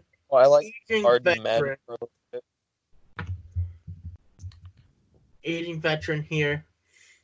He was ranked in the top 10 by CBS. Who's next? Chris Harris Jr. Oh, Chris Harris Jr. above average. I don't care how old he is. I agree. If he was still on the Broncos, I'd say, man, he's elite. But I think he's going to start to regress here. Yeah, I still think he'll have a really solid year for LA. I think above average is fair. All right. This next guy is Casey Hayward. Above average. He is one of the most disrespected DBs in all of football, maybe even ever. Casey Hayward is so good. He is good, and I was so pissed when the Packers let him walk. Oh my goodness, I would above average. Yeah, above average easily. That should be easy money. Put some respect on his name. Perfect. Rashad Breeland. Whoa. Where's Desmond King? He is somewhere. Fun fact, Desmond Kings might be on the trade block. That's tough. And the Vikings are interested. Well, they should be because they have next to nobody in their cornerback. No, they don't have next to nobody. Jeff Gladney's going to be good. Where's he going to go, Brendan? I don't know. He might stay there. No, where's he going to go on there? Talks about him going on the trade block, but you would have like three really solid corners. Oh, where would you rank him, Brendan? I would put him at an above average person. So last year, 39 tackles, or 44 tackles, 1 forced fumble, 3 sacks. And what See? about picks and pass deflections? But See. he's fast and he gets sacks. Just because he's fast doesn't mean he's good, Brendan. But he's fast and he gets You sacks. did say, he got 3 sacks too. And of course, oh man, you put me in a tough position here, Brendan. Let me find pass. Last year he had 2 pass deflections. That's not very good for a corner. Not really, but I mean, Won't probably see the field a whole lot. Like that's kind of the issue for me. Like he probably won't be the starter. He won't see much of the field. So, I mean, average, but he's a really solid guy though. Like he can be a solid starter somewhere. Yeah, average is fine. that's fair, because he did get sacks and he is fast. Yeah. I mean, I guess. Sorry, Brendan. Not everything's that great all the time. Rashad Breeland. He is a Kansas City Chiefs dude, and I don't like him. Do you guys remember when he was on the Packers for a year in 2018? Nope. Exactly. Below average for me. I personally would put him at average. I may have a little bit of a bias, but I would put him average too. If you look back, his 2017 year with Washington was really solid, but since then it's been very inconsistent. Like I said, he did play in Green Bay. He only ended up playing like 5 games with us because he took him like 8 weeks to learn the playbook, and then he was hurt right away. And he was also one of the guys that were arrested. yeah. What was he arrested for, you ask? I don't know. He's facing suspension. Arrested, smoking weed, attempting to flee, and then resisting arrest. Awesome. He was tasered, Big guys. He's still average for you guys? Yeah. Yeah. Fine. Okay. I tried. Ben, I'll let you get this next name. Damn. Because I know Ward is the last name. I'll give you that. Charvarius Ward. Sure. Oh. He is he's a chief as well. Oh. Yeah. They've been really counting on Honey Badger more than I thought they were. Charvarius Ward actually had a couple good games last year, though. I would put him at average. Sometimes the blind mouse gets the cheese. I mean, below average, I guess. Yeah. Last year for Kansas City, he played all 16 games, started 16 games, 2 pick, 10 deflections.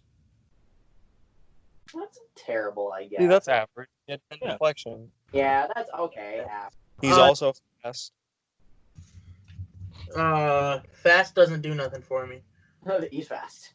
Next to the Raiders, Trevon Miller. Oh. Exactly, Oh. Trayvon Miller. Is that how you spell his name? Tremolin. It's Trayvon Mullen. I'm like, why can I not find him?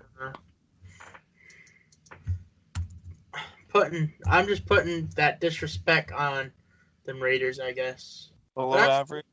I'm still not finding any stats on him. Yeah, well, I found some of his stats. So he was taken in the second round in 2019. He had 50 tackles, 10 deflections, and 1 pick last year. Average. Yeah. Maybe borderline below average, wherever. Why is it so hard to find things for him? That's what I'm wondering. That's what almost wants to put him below average, just because Below average because he's still young. What if the Raiders just tank next year? Dude, the Raiders try to do that every year, but Derek Carr, they have Josh Jacobs. They have one breakout star that ruins their tank. Yeah, no shit. Well, they want Derek Carr to look bad. Which I hate. And so the Patriots. Prince Amukamara. Prince Amukamara. He's probably the best corner on the Raiders. Oof. Yeah, that's not very good. Hey, better than the worst. Amukamara's probably average at this point, just purely off name, but I mean, Yeah. I'm okay with average. Yeah, that's fine. Mike Hughes. Is he on the Vikings still? He is not. He is on. Yes, he is. Average. Mike Hughes is average, but we haven't gotten a full season of Mike Hughes. No, I was gonna say has he not played a lot? He missed a lot of his rookie year. I know that was an ACL injury, and I know he missed some time last year. But from when he played, he was not terrible by any means. Let's see. Yeah. So last year he played in 14, but only started 3 games. 1 pick, 9 deflections, 2 forced fumbles. I'd say average is fine. Yeah. Is he fast? Uh-huh. He's short. That doesn't mean you're fast. Oh, he ran a 4.5. So, I mean, average is a good place for him. This next guy is Jeff Gladney. I really like Jeff Gladney. Yeah, it's their first round pick from this year. Yep, I think Jeff Gladney, I will put him at average because I think he's going to be small but extremely physical corner. He was the only guy to really shut down CeeDee Lamb and Denzel Mims this year. Really good in press coverage. I don't know if he's fast or not by any means, but I will put him at average. I'm very high on Jeff Gladney. Rookie rule below average. Also, he ran a 4.48. He fast. That is not slow. It's not. I wouldn't say it's like super fast, but Here, Yes. I'm watching a couple. I'd say average. I'm watching a couple of his highlight reel for 2019. He will lay the freaking hit stick on you. It's hard. He's facing this white team. I don't know who it is. Buddy, that is for sure. Or Just sacked a motherfucker. one. I don't know. I'll go with average. Noah, do you think he's going to be the best corner out of this draft class? No, I don't. Then below average. fair enough. Supreme confidence. That's fair. I did like to watch his minute of highlights there though. He knocked this guy out in the Texas Tech game. It looks like so that's cool. Ben, tell us why this guy deserves to be where he is. Jair Alexander is a phenomenal young cornerback. He was fourth last year in pass deflections with 17. He was at the halfway point of the season. He was on PFF's All-Pro team because he was doing so good.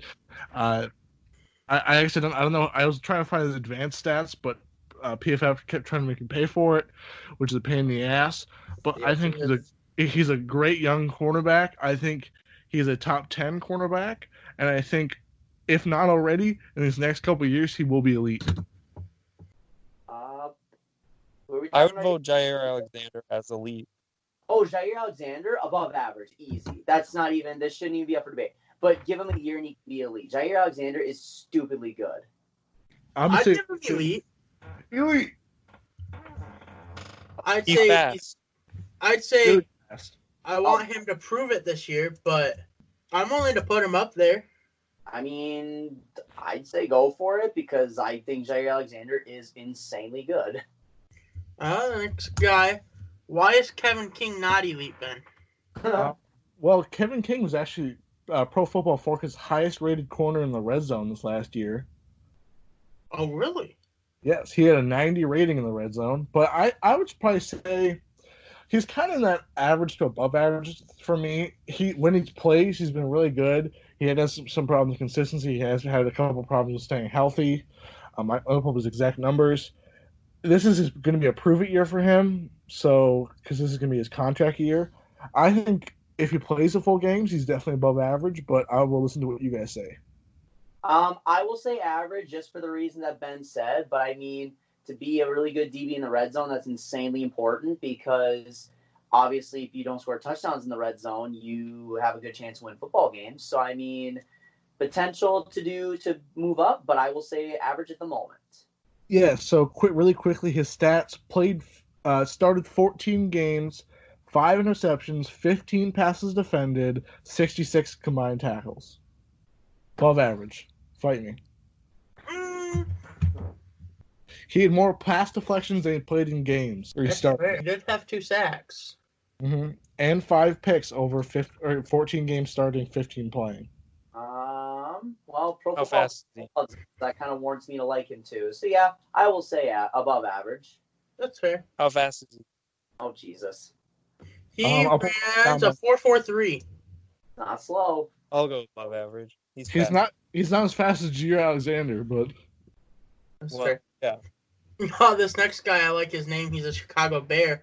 Buster Skrine. Screen. Average. Yeah. Sure. I'm trying to pull the stats. Buster Screen. He's old. 30. Oh, yeah, he is. I didn't think he was 31. that Yeah, he used to play for the Jets. Jets. Yeah, he's played for Cleveland, the Jets, and now Chicago.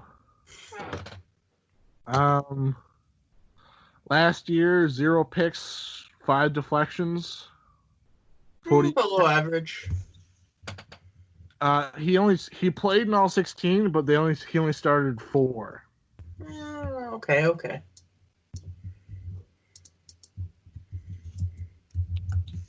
He's also short, by the way. Oh wait, he's short, below average. Below I forgot average. about that. He's 5'9". Hey, leave my short kings alone. I am taller than him. I am too. What the heck? I am not. No, you're not. Wait, you're not taller than us? You're I'm 5'7". All 5'7" of me. I thought you were 7'5", Noah. I swear you're taller, but Kyle Fuller. Kyle Fuller, above average. Agreed. Above average. Above average. Perfect. Desmond Trufant. Desmond Trufant. Above average. Above average? Desmond Trufant gets crapped on a lot, but I think it's kind of unnecessary. I will put him at above average, but if we put him at average, I won't be distraught. Right. I'm actually going to change my vote to average. For a second there, I thought he was on the Eagles. I got Darius Slay and him mixed up, so never mind. Average. Wow. Ben does hate line. It's not that last year. Oh, you want his numbers for last year? I just like his interception numbers. We don't need to get to the rest. The rest isn't really good. I mean, he had 4. I mean, that's not a huge amount of interceptions, but that's 8th in the league. I would say that would put him top. I was just gonna say that would put him top 10. I mean, I would have liked him better on the Eagles, but he's gonna go to the Lions and be the second string probably to Okuda. So, well, I don't know. I don't know. We can do average. That's fine. Yeah. Put it above. Noah, where do you want him? Average for Desmond. Okay. Next here we have Jeff Okuda. And I am here to break the rookie rule. Jeff Okuda is going to be above average. Jeff Okuda is probably the best defensive back prospect we have seen in the last 5 drafts, maybe even longer. Great size, great athletic ability, strong physical defensive back that'll eat you up in press coverage. But the biggest thing, he is a disciplined defensive back. He hasn't had a penalty the last 2 years at Ohio State, and that I think is an incredible stat. And I'm also going to break that rule. So for me, he'll be the guy to break the rookie rule. He'll be an all-pro talent someday. I'll vibe with above average. Yeah. I would pick him over pretty much everybody in the average category. So perfect. Above average. Okuda getting that respect from the Side Squad podcast. Next guy here, Justin Coleman. He's been on a lot of teams. Yeah, yes. So he was undrafted 2015. He's been on the Vikings, the Patriots, the Seahawks, the Patriots again, the Seahawks again, and then the Lions. But he always seems to get a job. I don't understand. I'd put him below average. I mean, yeah, he's been on more teams than years he's played, I think. So Sure. Perfect. Janoris Jenkins. God, he's old, isn't he? Below average. Oh, he's older than the Hills, man. I guess he's only 31. Oh, I thought he was older than that. I thought it was due. I'd put He's the average. same age. I would also say average. I'm gonna say above average, and this is why. Last year, looking at his numbers, played 15 games, 5 picks, 16 passes defended. Oh, above average. Yeah, I can vibe with that, I guess. So like I just remember him being on like the Giants, who have like a notoriously bad defense. But I guess it's not his fault. Yeah. Well, and He's on a great team. I guess I just worry about Janoris Jenkins off-field stuff. So I just worry. I don't know. That's so fair. He's always kind of scared me if he was ever going to get suspended or if something was going to go up. I mean, he did find someone murdered in his house in college. So, I mean. Yeah. Marshawn Lattimore. Field, yes, he probably is above average. Marshawn Lattimore. Above average, easy. Elite. Yeah, I would say you can maybe argue elite. Not maybe you could argue elite. I'm trying to come up with an argument here. Whether or not he's elite or not. I'm looking up his stats right now. He fast. Oh, stop.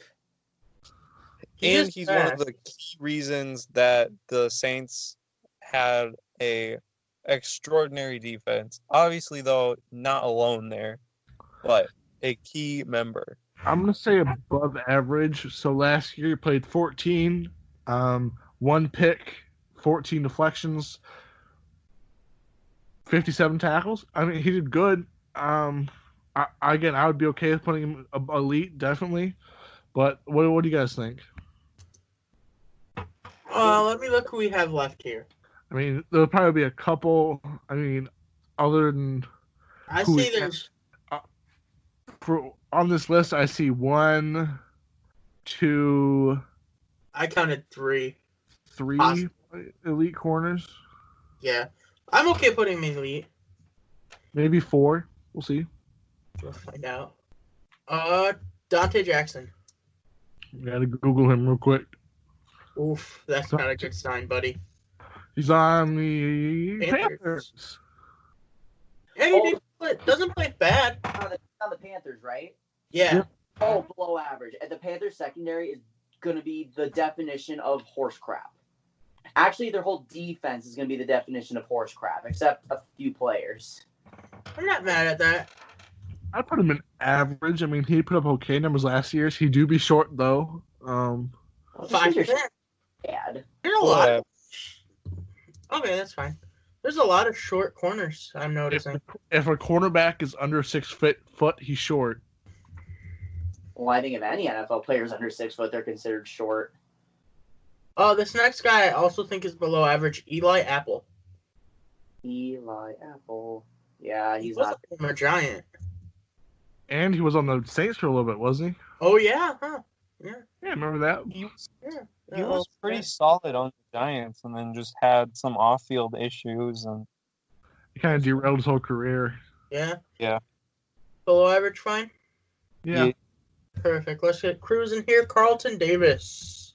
Oh. Carlton Davis. Google. Let's see. Googling him. He's on the Bucks. Yes. He was a second round pick in 2018. Pull up the stats real quick. Last year played 14 games, 1 pick. He actually was tied for first with most passes defended last year with Stephon Gilmore at 19. I see that. I But like him. other than that, one pick, one forced fumble, 60 tackles. I'd say Above average. I can see average or above average. Certainly had a good year last year. Yeah. And I mean, you have Tom Brady on your team, so I don't know what that does for your defense, but it might lift you up a little bit. Is he their best corner? I mean, Probably. Yeah. Yeah. I'd say above average. I'm okay with that. Above average. not a very good coverage grade on PFF, but I mean, he puts up some solid numbers. He gets targeted a lot, which I personally don't like, but I mean, I will say average, but that is clearly not the consensus, but it is what it is. Do you have Edge? Do I have Edge? Yeah. No, I just pay for PFF because I love stats. Oh, that's fair. I thought about it, but I've never put the money towards it. Yeah, me too. It's nice because I use it for like this podcast, my other podcast, and I'm just a nerd, so I just find that stuff very interesting. Right. What is your other podcast, Noah? In the Know with Noah Caruso. I have not recorded this week's episode yet because I was in the Black Hills this last weekend, but make sure to listen to that on Spotify. It is some good stuff. Perfect. Next we have Sean Murphy Bunting. Oh, Yeah, he was a second-round pick in 2019. Last year, 44 tackles, 1 sack, 8 deflections, and 3 picks. Average. Yeah, those are some average numbers, and damn, I like Bunting. AJ Terrell. I'm noticing we're having more rookies. Oh, it's gonna be garbage, below average. He is so not good. Below average. I'm not a big fan of him either, to be honest. No, Jamar Chase literally put his butt cheeks on a silver platter in the Natty. Love that. Next is Isaiah Oliver. I'm not Googling these people fast enough. He's also on the Falcons. Yeah, he's not that great. He's young, though. Second round pick in 2018.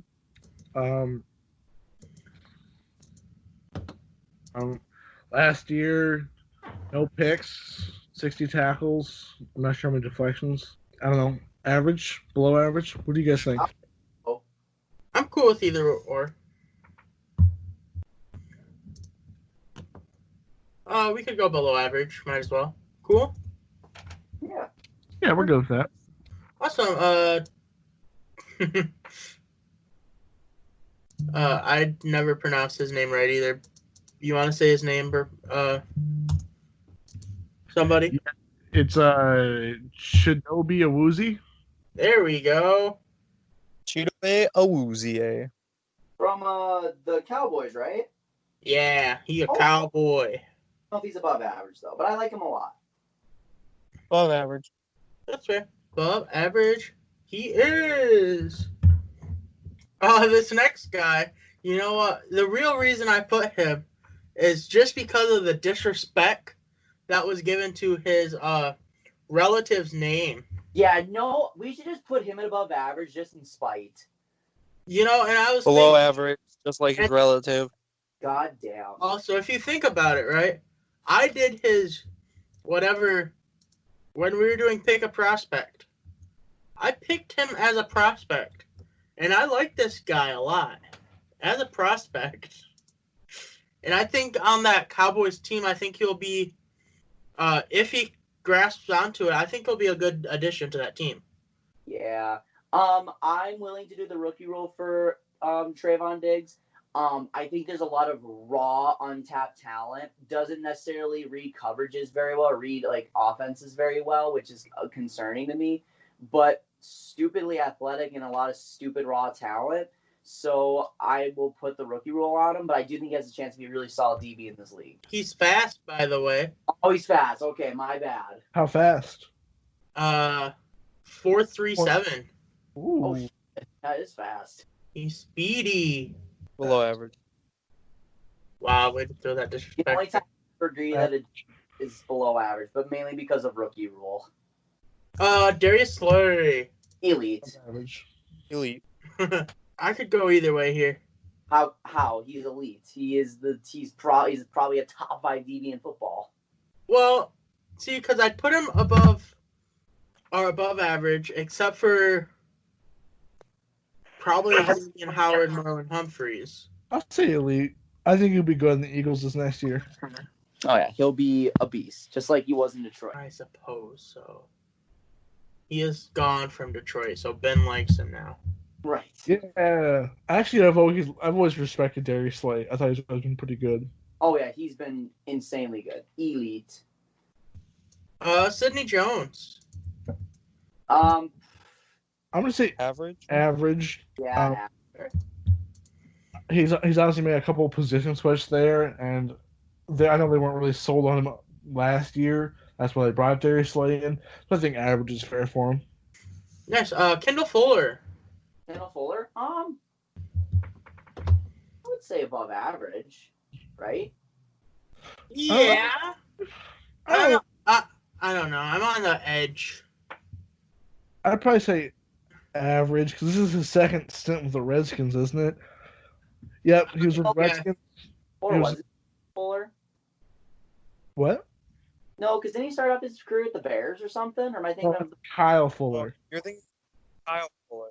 Oh, shoot. No, he was drafted by Washington. He played 2 years in Washington, and then the last 2 years he played on the Kansas City, and now he's back in Washington. Oh, damn. So yeah, we can put him at average. That's fine. I was thinking of the wrong Fuller. yeah, last year 11 games, 0 picks, 2 deflections, 49 tackles. Yeah, average is fine. I was thinking of the wrong Fuller. If it Just was like Kyle, Redskins roster would be a little fuller. This next one here is probably also below average. Fabian Moreau. Fabian Moreau. It's Fabian. Like Moreau? Moreau? Perfect. He was drafted in the 3rd round by the Redskins in 2017. He's definitely played football. Last year, started 7, played in 12, 3 picks, 5 deflections, 40 tackles. Yeah. Below average. Good with me. Ronald Darby. Average. Isn't he on the Redskins now? I think it's a step down from the Eagles. Yeah, I would say so. Um, Always likes to run his mouth, which is not a good thing. That's true. No. He's one of those guys that tries to back it up, but can't really get there. Pretty much. This next guy is potentially not even going to be on the team when the season starts. Right now, he's the starter for the Giants, but he's gotten into a lot of legal trouble. Deandre Baker. He is a lockdown corner. Ha, ha, ha. So he was the Giants' 1st round pick last year, 2019. 60 tackles, 8 deflections so far in his NFL career. Yeah, below average. Yeah. Below average. He's not going to play. No. Next is James Bradbury. I like James Bradbury. I do too. Dislike him. I don't know how good the Giants are gonna do with him this year because they're the Giants. They're not really that great on defense. And he wasn't great last year with Carolina. He was pretty solid. I mean, 3 picks, 12 deflections isn't bad. But again, I think he's going to be on a Giants team that's going to very much struggle this year. Yeah. So what were we thinking? Average? That's what I was thinking. I mean, I'll make a case for above average. He was one of the highest graded coverage DBs in the league last year, according to PFF. But I mean, I feel like he probably will take a step down with the Giants, and he got overpaid. So Okay with average, Brendan? Yeah, that's what Okay. I said. That I thought so. Moving on to the Seattle Seahawks. Shaquille Griffin, the one with the Griffin brother with both his arms. Well, they get confused all the time. Shaquille Griffin, though, is above average. I think he's underrated. Yes, very underrated. Yeah, so 14 games last year, 0 picks, 13 deflections, 60 tackles. And you know what, Brendan, your favorite thing? He fast. He fast. He is fast. Whatever. Quentin Dunbar. So he's the other Cape Crusader, the other one who's in trouble for Yep. The other lockdown corner. yeah. But I mean, last year he was really good. Yeah, for the rest. He no job no more. But if he goes to jail, he goes to Below jail. average. So. If he goes to jail, but I mean, if he doesn't, I can see him having an above average year. So he's never started. He's been in the league for 5 years. He's never played in 16 games. He's never started more than 11 games. Last year he had 4 picks, 8 deflections, played 11, started 11, 30 tackles. Say average at best. But he's probably not going to play anyway. He's probably going to jail, so whatever. I mean, if you want to put him in below average, I guess. He's behind average because he's going to be behind bars. Trey Flowers. No, not that Trey Flowers. The Trey Flowers on the Seahawks. Well, there's 2 of them. You gotta, I know. Average? Especially with the Seahawks team, they have a couple players. They're just, you could think of the other guy and they'll be like, oh, that guy's really good. But Trey Flowers will probably be the starter depending on what happens with Dunbar. And I'm not he is okay. He's okay. I wouldn't put him above average. I'd put him in average. Probably me too. Yeah, I would say. 15 games last year, 3 picks, 8 deflections. He do be tall though, so yeah, and I think he's gonna do better this season. But I don't know. Average. That's fair. Richard Sherman is elite. The roads open category.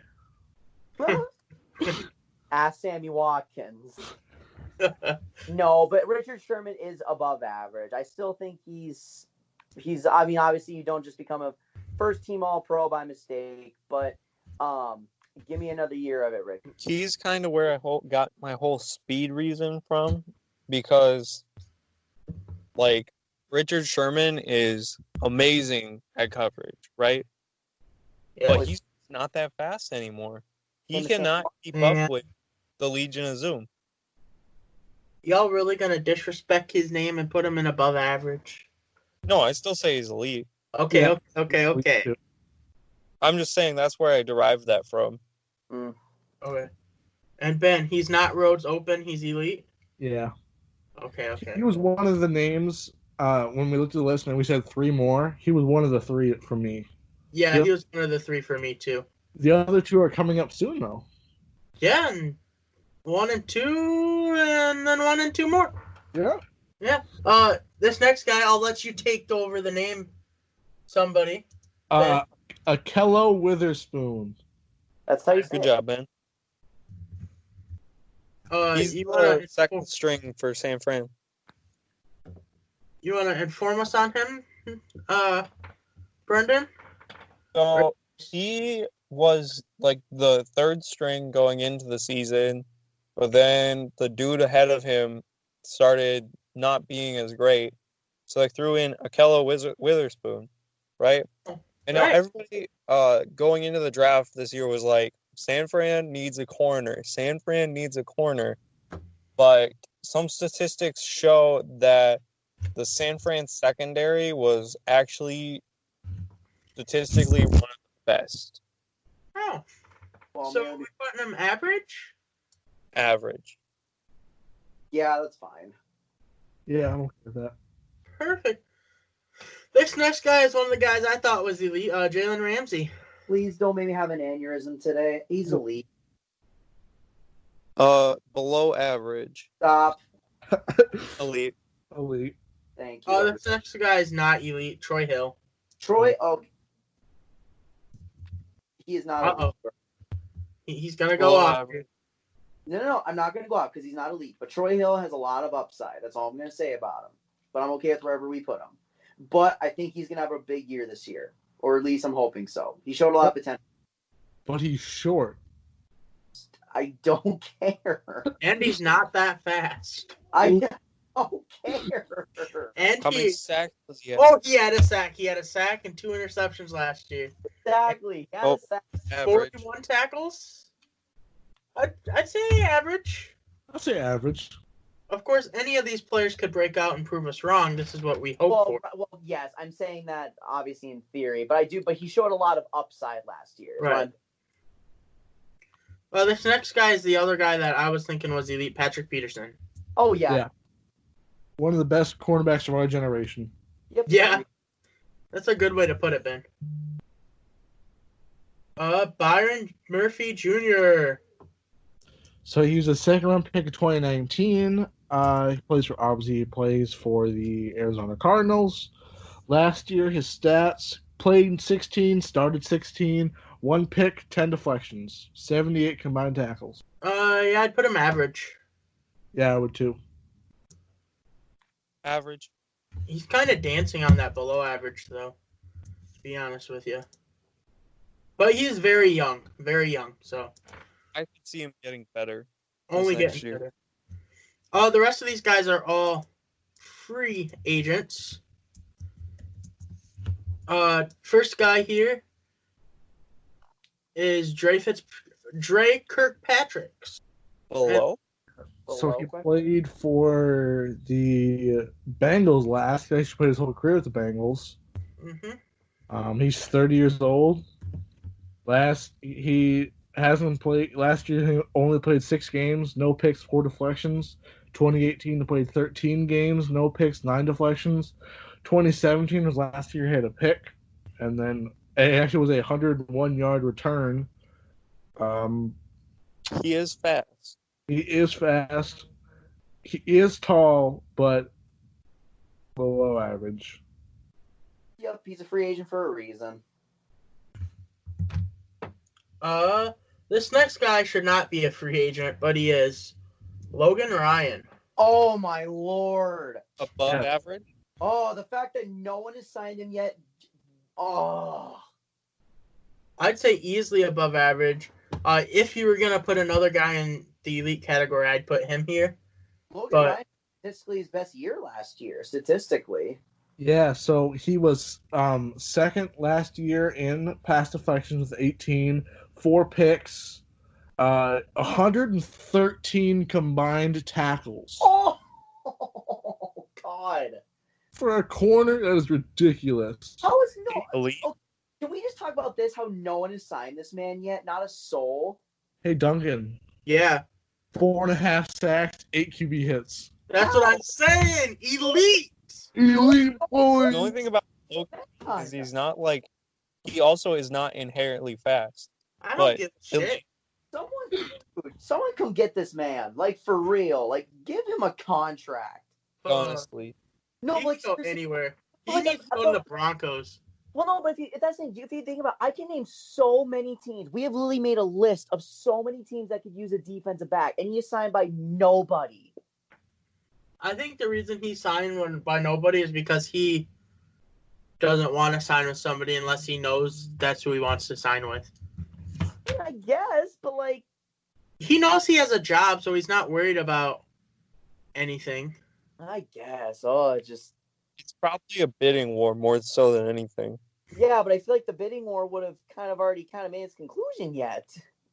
Because, like, we're getting pretty damn late into the off-season. I almost feel like he might end up just going back to Tennessee. I mean, if I was Tennessee, I'd bring him back. If I was any team, I'd bring him. If I need a corner, absolutely, I'd bring him. Yeah, no, Logan Ryan's above average. Easy money. Aqib Talib. With his numbers, I would say elite.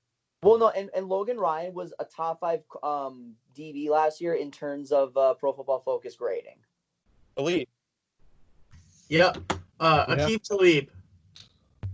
Below average. Really shoots himself in the leg. Yeah, Aqib Talib at one point was really good. He's not anymore. Below average. He's 34. Yeah, but he doesn't want to retire. He says he's still got a year or two in him. He's moved to safety. I guess you could say he's still got.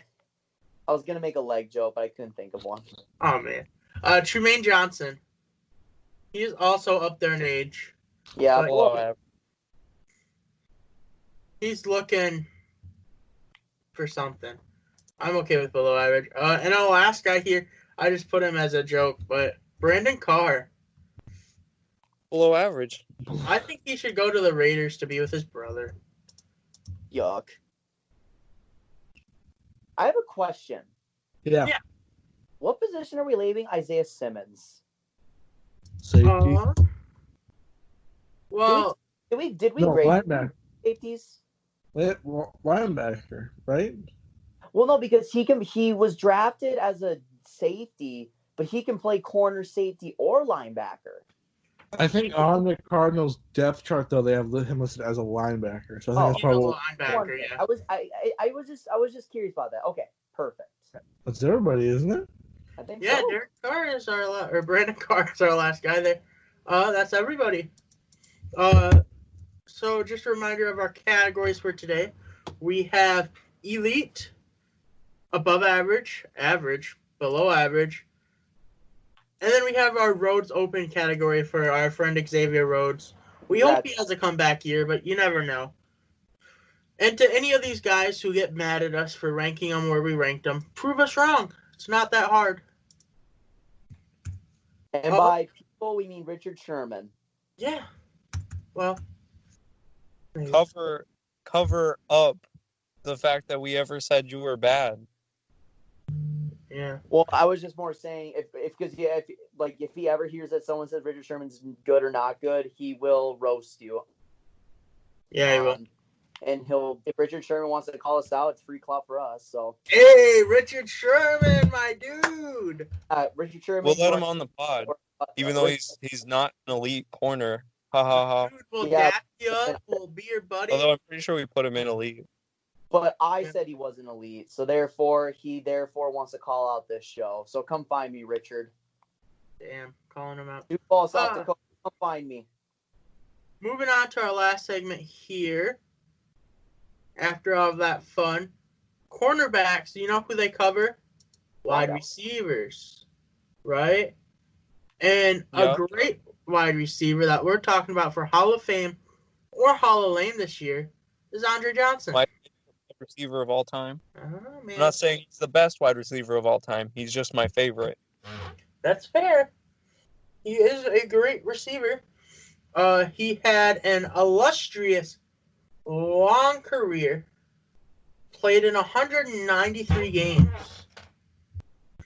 He is loved by fans around the world. And now we're here to decide if he's going to make the Hall of Fame. Yeah.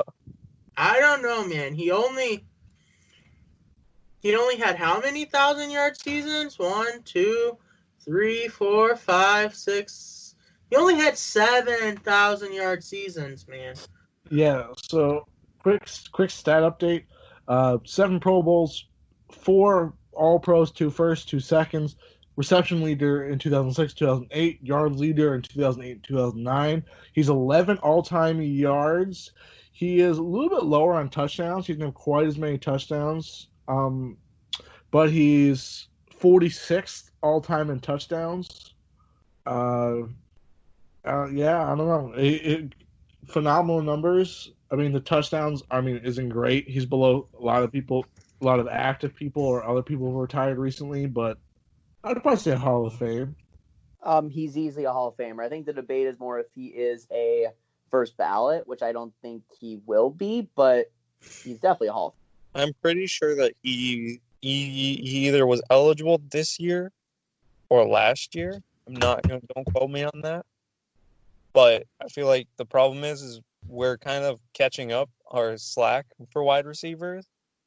So I think it's going to take him a little bit longer. Because, he's one of those names that if we compare him to like some of the people not in yet, you have to put them over Andre Johnson. But Andre Johnson is my favorite wide receiver of all time. Loved watching him play. Loved playing with his card in Madden 10. Or with his character in Madden 10. Yeah. So he is not eligible yet. He played his last year in 2016. So I think he'll be eligible then in 2021. Yep, 2021-2022 season. Oh. So in 2021, we'll have a lot of good ones, though, because also eligible in 2021 is Peyton Manning, Charles Woodson, and Calvin Johnson. So I don't know if he's going to make it as a first ballot when you put those names. All three of those guys will probably be first ballot Hall of Famers. I think eventually, maybe like give them 3 or 4 years down the line. I think you probably will be a Hall of Famer, but not right away because that's some pretty good names eligible in 2021. Yeah, but yeah, definitely a Hall of Famer though. Oh yeah. Oh yeah. Perfect. Oh, Michael Vick's eligible too that year. Oh God, I'd love to see it. That would be interesting. It won't. I don't think Michael Vick is going to be a first year. I don't either. But we can discuss that next week if we want to. I think it'd be a good one to discuss. Perfect. Michael Vick next week. You heard it here first on the Sci Squad podcast, which you can find on social media at Sci Squad Pod. You can find us and like all our stuff. Follow us, retweet us, vote in our polls, all that good stuff. At Sci Squad Pod, you can find us anywhere you get your podcasts. We're kind of basically everywhere. Give us 5 stars. Tell us what we're doing. Give us some feedback, man. We don't get enough feedback. We want some feedback, man. Right? Do you like us? Do you hate us? Do you only hate certain members of the pod? I think I know who it is. I think I do. It's probably me. What else is going on? Yeah. But I think that's everything for this week. Yeah, I think this has been a pretty good episode, guys. Not gonna lie. Yeah. Well, for the Sci Squad podcast, I'm Duncan. I'm Ben. I'm Noah. And I'm the least favorite member. I don't know about that. That's Brendan, and thanks for listening to this week's episode. We'll catch you down the road. Bye. Bye. Bye.